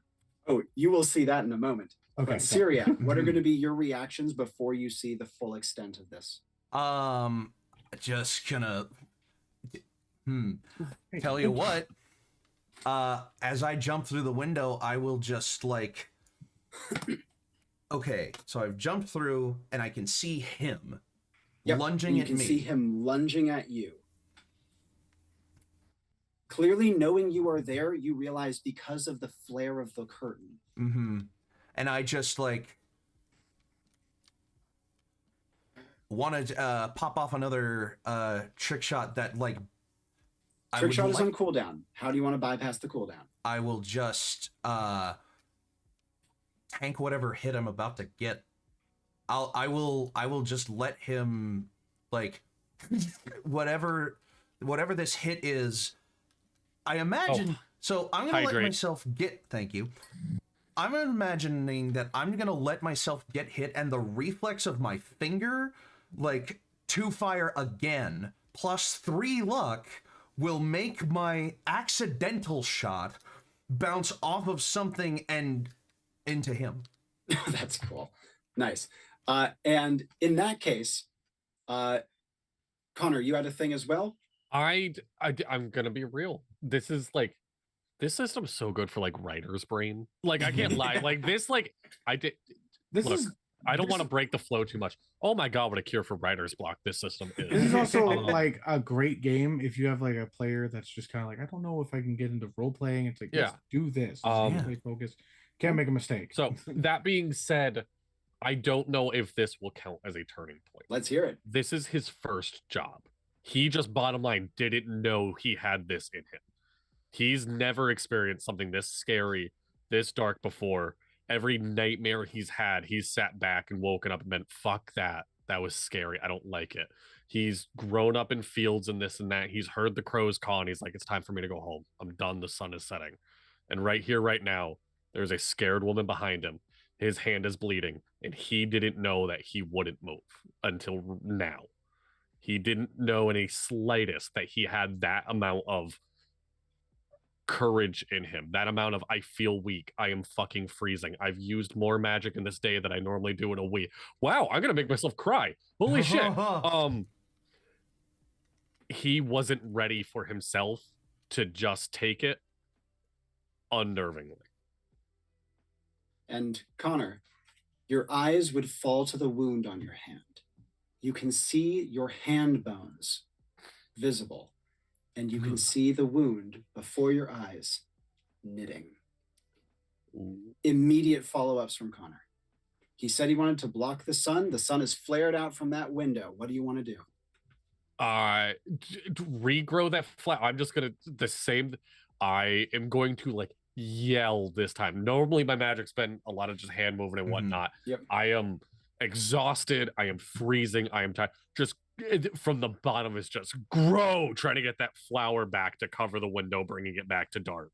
And as you do so, between Syriac and Hex, they have 5 pluses to luck. We bear this in mind because as the king in exile nice to see you. Lunges and impales Syriac, he hesitates just before he runs him all the way through. The blow hits Syriac just below the sternum, an easy kill shot. And yet he hesitates and doesn't run him all the way through. As it's just like right fucking there. And just... The gun goes off, and I'm going to give you a full trick shot from that energy work, by the way. And as it there's like you know how there's like not necessarily a light fixture on the ceiling, not for this time period, but there's like points on the ceiling that would have like glass in them as like a skylight almost. Not glass, because they don't have glass here, but they do have like joists, like like one of the joists. one of the ceiling joists is just perfectly going to like bounce right off of the thinnest part of that joist and like just right splitting his hat down the middle, his head down the middle. And as I look him in the eyes, and say, God is jealous, and the Lord revengeth. A blood bubble pops in Syriac's mouth as he says this, and his hand slumps. However, he would see the king in exile. His hat falls in two pieces on either side of his head. You can see that his face is mostly covered by a metal mask. You can see that the wound that would have easily killed a person normally. However, with that last flicker of sunlight, you see that the sunlight protects him to some degree. And so the bullet, while it has left a wound in his forehead, he is standing, at least for the moment, as the beautiful blue flower covers up the sunlight that was disturbed into the room. The king in exile turns on the spot, his blades dragging on the ground, Syriac's blood tracing a circle around him as he looks towards Hex. And he says, "That's what they all have said. Always a failure. I'll keep going to new ones until I get the read I want. I refuse to fail." What does Hex want to say? Can't you tell you're failing right now? And pause right there because we have one more break and we'll be right back. Oh, really? We've been going that long? Wow, what a moment. Don't go anywhere. We'll be right back. I'm like literally shaking. I can't lie. Like, I know. You guys are doing great. Yeah. Really how are good. you? You're doing amazing too. Yeah. Thank you. I appreciate it. It's like you've done this before. Yeah, Three times. Oh my God. As a point of reference, over the past 2 weeks, I have hosted 14 sessions. Good. So I've been on a fucking tear recently. And on Saturday, I have 3. I have back to back to back. So Oh, wow. wish me luck with that one. Well, I know what I'm doing when we get back. As soon as the light fades, and if you're subscribed, you can hear this. Well, I get my monologue. I feel still like have I'm more to just- say. I feel like as soon as I say God is jealous and he revengeth, and then he fades from the sunlight, I'm just like lacing a shootout into the spot where he was standing. Like, So, although bear in mind, Syriac is quite weak at the moment. That was a vicious hit, and the only reason it wasn't a kill shot is because of Hex's like moment of hesitation. So think about how he can do it in a transfixed, in shock, badly injured state, and you probably can have it. Sure. But seriously, guys, doing beautifully. I love playing with you already, and I appreciate you making time. No, I appreciate you doing this. This is genuine. Yeah, no. The only thing that upsets me is that I want to play this game. I don't know when I'm gonna have time to. My life is so chaos. Oh yeah, no, same. I'm like, I want to do this more often. I barely have time to do this with you guys. So I am done with the things on my end. Dippy, how's it looking on yours? I still have like a minute and 15 seconds. Oh, okay. yeah. Well, then I might be special. Do you guys have questions for me, by the way? Any questions? While we're I on guess pause? like, was that what you were looking for with a turning point? Because I did. That was beautiful. Okay. That was All right. marvelous. That was honestly perfect because you showed me a difference. Okay. And you showed me why it was special and uplifting and powerful. And rallying is a heartening experience. Okay. And that is why you can heal with it. Yeah. And you can also heal other people with rallies, by the way. Can I? So would I? All right. Would I have to? Is that going to be part of the same turning point, or do I have to try to think of another turning? It would be a separate one. Okay. Yep. All right. And so, and especially when you're healing someone else, the character relationship between the two is on full display. Yeah. Hey, Dippy, you might not be getting healed from me then. That's fine. Again, as long as one of you pings me back to headquarters, I'm fine. Ugh. All right. 10 seconds. Yes. Yeah. Seriously, what a fucking pause point, man. Yeah. Jesus. Can't you tell that you're failing already? Oof. All right. And welcome back. Okay. What a Try to pause. And after the line, again, would you mind giving that line one more Okay. time? Yeah. Can't you tell you're failing already? You have all these people ganging up against you. You stand alone. I've seen the face that you give in people that have tried before in the past of my travels. Your future, you will never succeed. What is courage but being alone in the face of impossible odds? What is also insanity? As maybe not Syria. necessarily a shootout, but can I just like shoot the spot he was in with him as a fucking distraction? Like I he's was got gonna- his back turned and looking He has his back directly at turned me. around, but more importantly than that, out of the sunlight, you can see him perfectly. Because there's the fire, there's him, there's Yeah, me. He's illuminated in firelight, and it Mhm. seems that only in the Celiac. sun is he concealed. In D&D terms, this man's flanked. Oh, it's only in the sun that he's concealed. I got that. That all is what. That backwards. is what. I That's thought fine, we but could honestly, only see him in the sunlight. Okay, no, I get. No, I'm that's sorry. totally fine. So Whoops. That's what everything you've done has still been consistent. Even when you Mhm. flared out the window, it only illuminated half of his body. And so, And and Syriac, you said you wanted to try to shoot. How do you want to move your arm? Real quick, but before you go further, I'm sorry, Hex. What do you got? A quick thing I wanted to follow-up? continue my thing with just being like, Yeah, sure. I've not.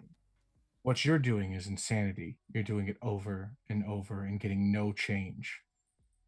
If you want to succeed, you have to change the way that you're working and what you're doing. You're pushing, and you don't even realize you're pushing to failure. And I'll pour the bag out and see where the stones fall. And As the stones fall, you can see that the king in exile raises one blade such that the point is about 6 inches off of your face. And he says, "Tell me my future. I must know it." Now, Well, before we go further with Hex here, I want to hear from Syriac how he's moving his arm, and then I want to hear from Connor after Connor having successfully blocked the window. Syriac. This is the worst that Syriac has been in a hot minute. Like, this is the most pain he's felt because on the missions that he's done so far, he hasn't exactly gotten hurt. In this And- case, he's literally feeling his life catch in his throat. Yeah, It is an unbelievably vulnerable sensation. And as I feel that sensation coursing through my body, I just like can't help but like my gun is in my bad hand, and I take my other hand and I'm just like, I go to clutch my pearls and I feel my crucifix necklace. Yeah. And I'm just like, Little pops of blood. I was hoping that my time wouldn't come this soon. I certainly felt like it would. Certainly felt like I would postpone it.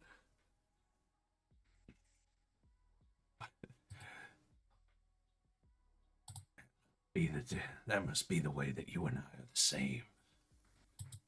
Our fate catches up to us at some point, and we just have to realize it. One way or the other. As my other hand is struggling, but like I will take one of my own ears and just like go reach my ear down to my bad arm to just try to like give it any sort of leverage. And Now, what you just did is a beautiful defiance. What is your will stat? 0. No A pluses. zero will defiance is still a defiance. Your arm is slowly lifting. And as Syriac's arm is slowly moving into position, Connor, actions from you while Hex is talking. Syriac's hand jumps to his chest, holding something underneath his shirt. He's clearly on death's door. What does Connor want to do? I'm not going to, but my first thought is just push his button, and I know he survives.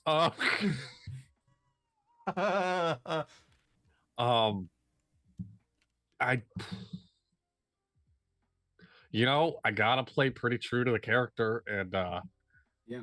I am much more concerned with, hey, this shot might be loose and wild, and I'm keeping her behind me. There's not a whole lot I can do. Are you for going to try to him. like step backwards towards her and get her? Exactly. Yeah, that's it. I'm like giving her as much cover as I can. Like to the point like I have a hand behind me. And there's like that the universal hand gesture of grab my hand. Yep. Mhm. Absolutely. Like, just And that. You feel her hand in yours. It doesn't, even though she has an illusion, she still feels the same. In fact, she Yes. grabs the hand that you have just knitted. Yes. And Dippy, player, I'm sorry, I can't think of Don't a be. reasonable way to hail you, but Don't be. that's Don't- all this I'm is- doing. This is fine. And- I'm confident. I'm As not Connor afraid steps- of death. Lanes? As Connor steps backwards, Hex, you can see as you are like finishing what you were saying, the King in Exile's eyes flick to Connor. And you can see that the sword point in front of your face looks like it's going to shift in his direction. I will. What does Hex want to do? So strategically, when I dropped everything, I put it to the pass point of where the pin was. Yeah. And when he says, tell me my future, I say, you have no future. That's a beautiful line. I just as soon as he says you have no future, I'm hoping that I've got some kind of shot lined up on him. Where are you aiming? I saw segmented armor. Yes, you did.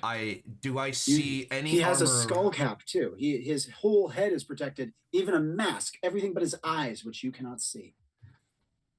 However, you do also know, having shot him in the sunlight in an unarmored spot, that the sunlight protected him too.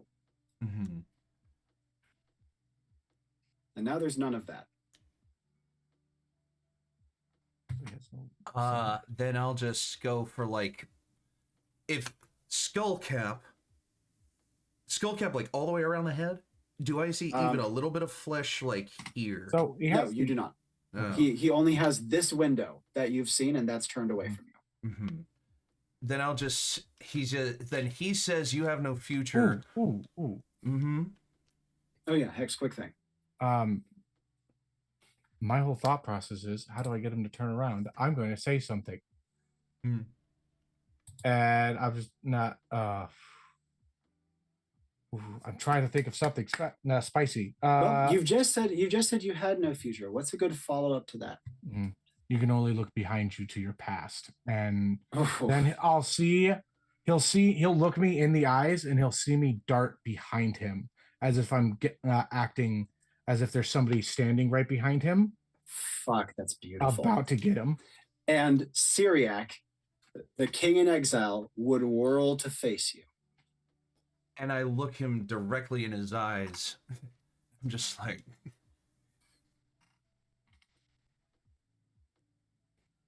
yes, your numbers come up. Just. And this time, the shot goes out the back of his head. Blood spatters both across Hex and past him across Connor. And the King in Exile stands there a moment, sways, and clatters to the ground as his blades fall to his sides. And Syriac will drop his gun and drop to his knees and clutch his wound. And Kireta gives a long, rattling gasp, and Connor feels her hug him tightly around his waist. It is okay. It's over.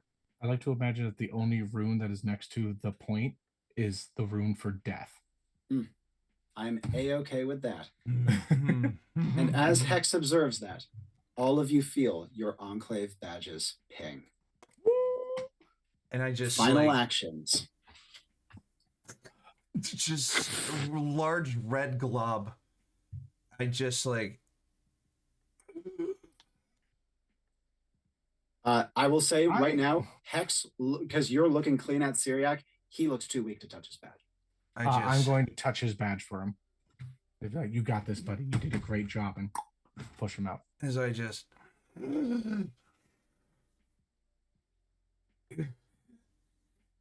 a good friend. And Syriac vanishes. That's the first time I've heard that.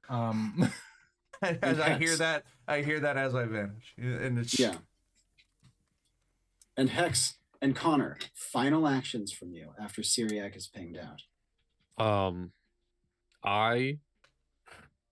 How big are these final actions? Is it just something quick we do before we leave? You can actually do something very long form. We just can't go into detail. Yeah. Oh yeah.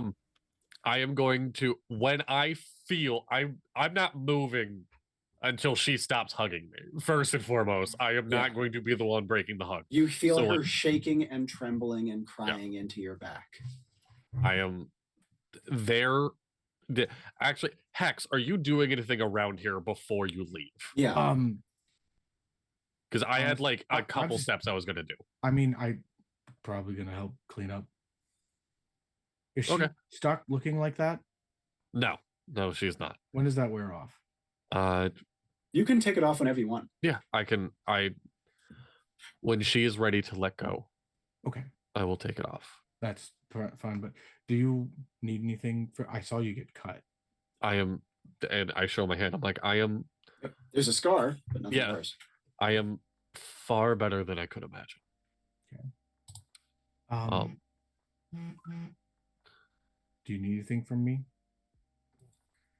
I mean, coffee. I appreciate it, but no, thank you. There's a pounding on the door, and you hear a familiar voice. What's going on? We heard shots. Everything is okay. The problem is solved, but time needs to be taken to feel okay about it. Can we come in? You one at a time. I didn't. And do it slowly and respectfully. Get the body out. The body? Is she dead? No. No, the king is. Exiled king. The door is almost, they don't burst it open. It clearly he wants to. Maltom comes in himself and he looks, he's dead. Oh, he's dead. Oh, thank goodness. And he hurries over to the body and he pulls out a smooth white shawl and he covers the king in exile. I'm gonna take my blanket while they're doing all this and just be like, I guess it's a poncho now.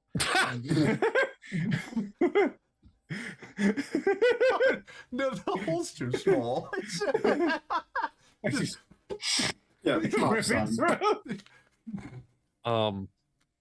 And final notes from Connor.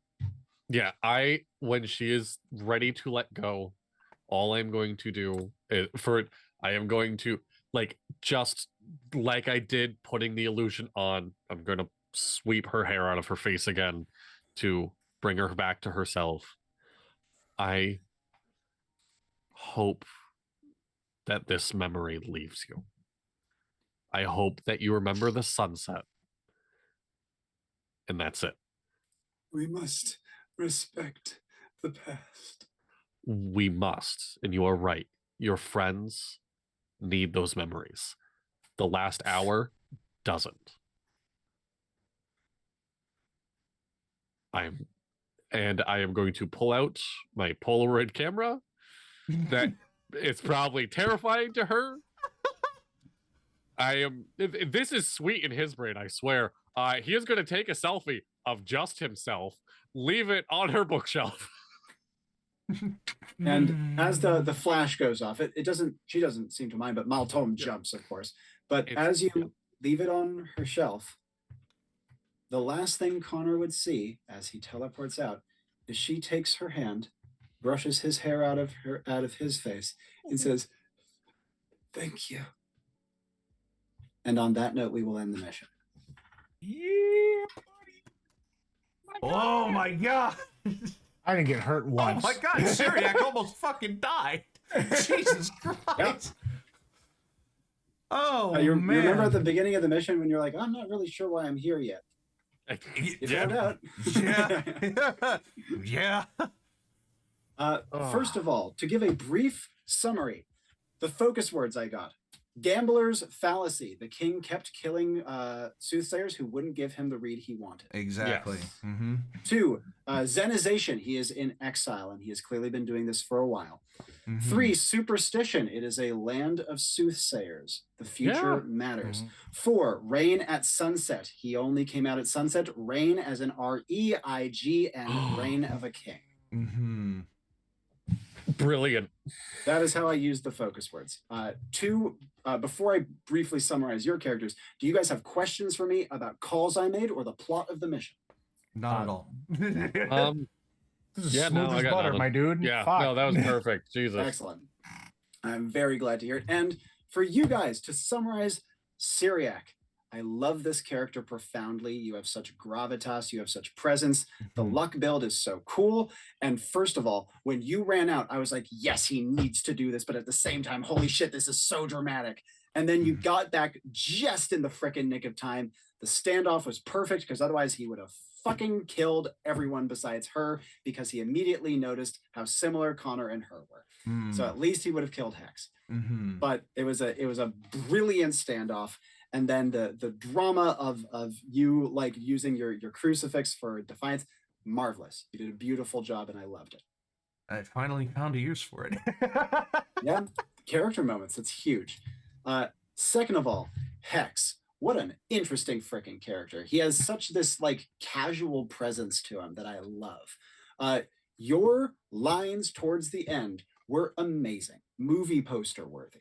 Yes. And I thought that your play early on of saying, teach me, was actually fucking genius because of Donald the way was pretty the fucking good mission at that. played out. Yeah. I thought that You'll was find exceptional. Donald pulls out like movie grade one-liners a lot. Like this. Yes. This was a good opportunity. So For the character is such an unassuming, casual, kind of fun, goofy aesthetic, and then he's just so fucking cool. So I thought that was beautifully done. You kept your head very cool in combat, and you did a great job of leveraging the stats that your build had available. Mhm.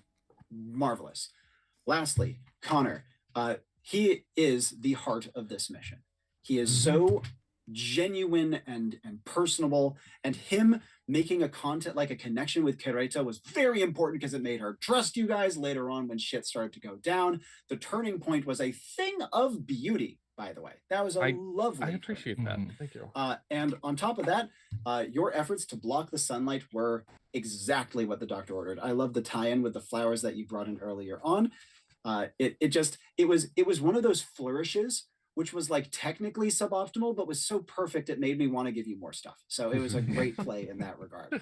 I thought all of you brought an enormous amount of presence and contribution to the mission, and it was a joy to host. So thank you very much for playing, and I will leave the floor to you. Well, Robby, thank you so much for coming in and doing this for us. This was absolutely such an incredible season premiere. Yes. This is one of the best. This is truly remarkable. Just Fuck, it is all downhill from here for the Dapper Ds, huh? no, it's not what you're talking about. I just want to say when my character was just like magic is bullshit, he did not use magic the entire time. He really didn't. No, he's 100% really like, I don't need this to be able to see. Your coffee mug. You refilled your coffee. It's the only magic because it is bullshit. Yeah. It's just like, hey, if magic's gonna do anything, it's gonna give me coffee. Yeah. So, just one more time for the audience at home, tell us, tell everybody where you can pick up Enclave or what you can do. And then we'll wrap up with our usual wrap up stuff. Certainly. And if you have a moment before your wrap up stuff, I'd love to hear your thoughts. But of course, if we don't have time, I take that. Yeah, let's do that first. Yeah. I have closing. What? All right. So break it. I gotta hit this in bullet points really quick. The system itself, beautifully simple, but as complex as you want it to be. Oh my god, I love it to pieces. We started the episode talking about how I love tabletop systems in general. I love trying new ones. This is brilliant. I like tabletop systems that have an answer for everything. Not, oh shit, we got to figure this out right here, right now. So everything in the book is well worded. I was able to answer a lot of my own questions just by honestly Control F in the book itself. The system itself is beautiful and it's amazing. You as a showrunner, as a what are they called for this The system? conduit. Conduit. I mean, yes, you have a lot of practice under your belt, so that would show for it. You're fucking brilliant. The Thank you. runes is so fucking clever. The idea of the map having like the times listed as the phases through the day is such just beautiful flavor. Absolutely brilliant. I don't know.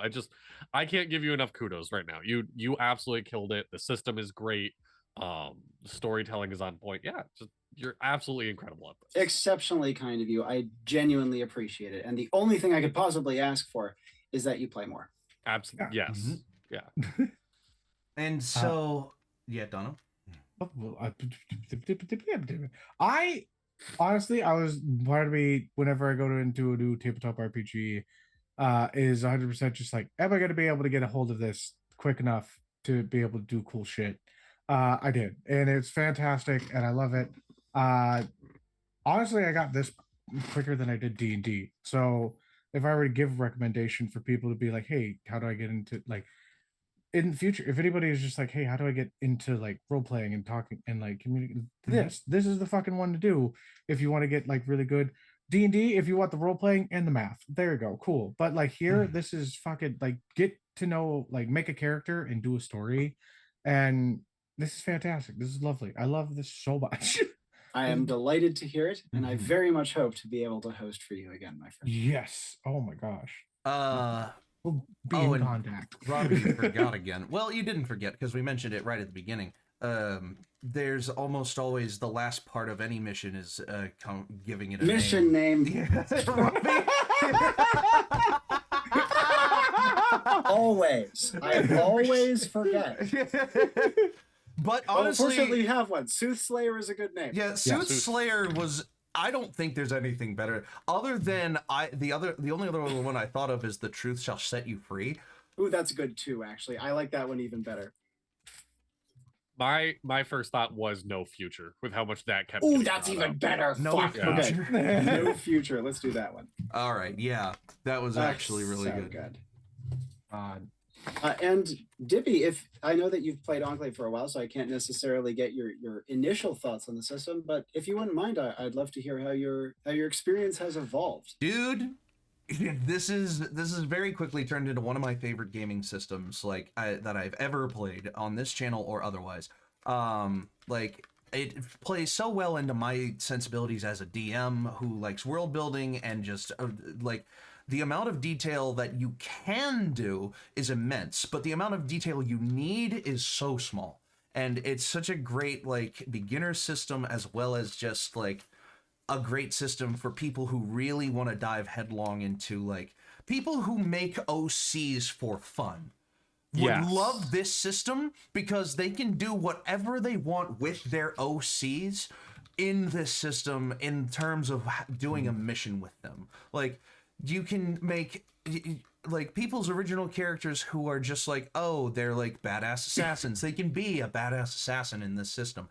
Oh, or like, oh, they're just kind of the bookish type. They don't really like being like in combat, but I still want to do something with them. You can do that with them too because of all the other fucking shit. Like, honestly, 100,000% one of my favorite gaming systems like that I've ever played, and I cannot wait to see the developments of this like and how it progresses further, because when my Friday game finds a natural end in 10 years. in 20 years, no, at some point I want to find a way to run this on a semi-regular tone with anybody from ANIpod that wants to make a character for this. And it's brilliant. It's simply brilliant. So keep doing what you're doing because we love it. Yeah. Marvelous. I'm delighted and honored to hear it. I will also say, because people are asking in chat, this is Pud, or this is Malo. He's been in my lap the entire time. They keep raving about him The in chat, the chat. the chat was raving about Mallow the whole time, and I love it.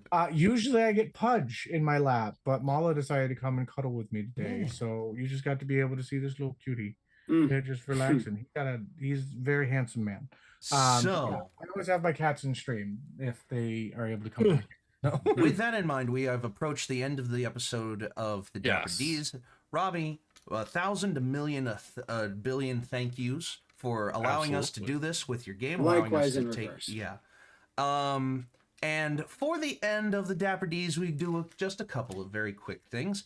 First of all, the media pick of the week. If you Oh have Jesus, I forgot. If you have a piece of media, a movie, a book, an album, a song, a game, anything that you have experienced recently that you would recommend to anyone, I got one. yeah, Oh hell, yeah. what would that be?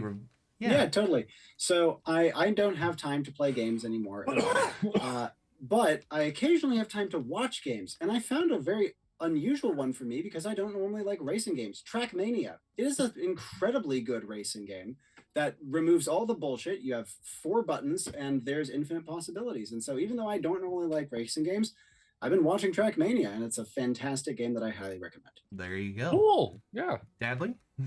I have a CD store by me going out of business, and my car is old enough that I can't listen to my phone. I have to listen to CDs. So I just bought a bunch of random CDs. Right now, my favorite is Healer by Group Love. You know the band like Take Me to Your Best Friends. That band. Yeah. Healer's actually a great fucking album. Like I said, I got it because it was $1. I'm like, sure. There you I've go. heard that band Mine's name. fucking well. The album slaps. It's great. Go check it out. Donald? I've been watching Theron, which is currentently out on Netflix. We're watching that. It's fantastic. Love it. Not Theron, but Fearin or Freerin. Freerin, I think. It's Freerin is how they say it in the show. Whatever But it is. yeah, it's fantastic. I recommend watching that. Fucking just sit down.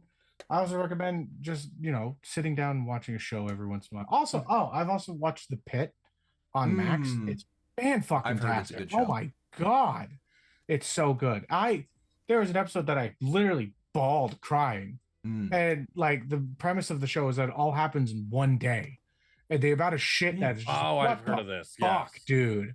There you So go. yeah, go watch that. I'm almost to the end of it. I'm watching it with my wife. So And for mine, I will always dip into my movie list.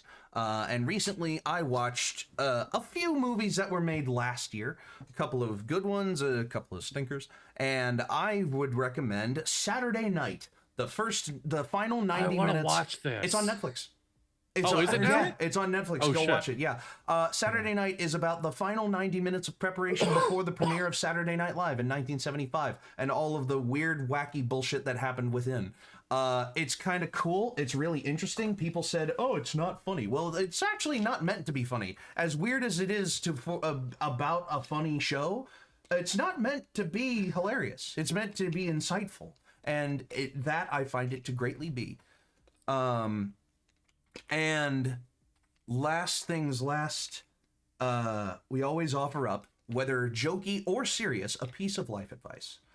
We've reused a lot of our life advices over the 140 something episodes we've done of this show, but just either completely serious or all the way out of left field jokey. What's a piece of life advice that you would offer to our viewers, Robbie? Use baking soda instead of shampoo. It's much better for your scalp. Facts. There you Absolute go. facts. I have to do that shit. over the summer with how greasy my hair gets. Yeah. I have not used shampoo for going on 6 years, and God it damn. is Oh the wow. best decision I could have made for my scalp. Huh. My life advice is it's okay to come up with more than one idea, because Connor almost was a sentient scarecrow. Who was also a snowman. Who is it's the same magic that made him. I get it. There you go. Donald? I thought of this today and I made sure to write it down. But I'll abbreviate upon it. Forgiveness does not relieve you of all the weight. It just relieves you of the extra weight you put on yourself. Wow. I like that. And my advice is go fucking play Enclave. No, yeah. Best advice. Yeah. You win. Yeah, it's 10 out of 10. really, it's Saved my truly- life. Okay. Yeah, it saved my life. These two saved my life, funnily enough. Oh, God. So I did nothing to save your life. schedule upcoming. Interesting. Are we doing what's it called? Are we doing Crossroads tomorrow? No, we did last week. Are we doing we'll either be doing Monster of the Week or Moonlit Mist on Thursday. Tune in Thursday for another Tune in tabletop Thursday show, for whether a it's in the show. Yeah. yes. And then Friday, I'm gonna keep saying this until it actually happens. Friday, tune in for an episode of the Inquisition. We will all be available at some point. We just, but it's If I'm not, around this whatever. Friday, actually. Yeah. I am free this Friday. Okay, that's Donna, a are good you starting not? point. I'm not. Okay, it's still a good starting point. You can go without Sundial. It's fun. Oh no, wait. We just did the fucking thing with Sundial. It's about I was to gonna go. say yeah. Sundial. I was like, focus. I did say when we were thinking about playing that Sundial would like get one shot off and then would just like go down and hide in his face. Like Yeah. This is, by the way, why Enclave is scheduled in one shots. This Yeah. precise situation. yeah, exactly. Well, Imagine that. Yeah. So The schedule's been pretty on top. It's just recently things have gotten a little chaotic within the new year, but we're Yeah. good. And then right back to the Dapper Ds where we're playing Uno next week. So yeah, Yeah. so back for that. tune in next week for Uno, and until then, I've been Okay. Dippy. I've been Dadley. I'm Dono. I'm planning on playing every wild card. And I am Robby. Thank you for having me. And until Thank you next for time, playing. your adventure matters. Stay dapper. and roll some initiative. Bye-bye. Bye. Bye. Ciao for now. Stick around for a raid. We will be raiding a channel. Stick around for a raid.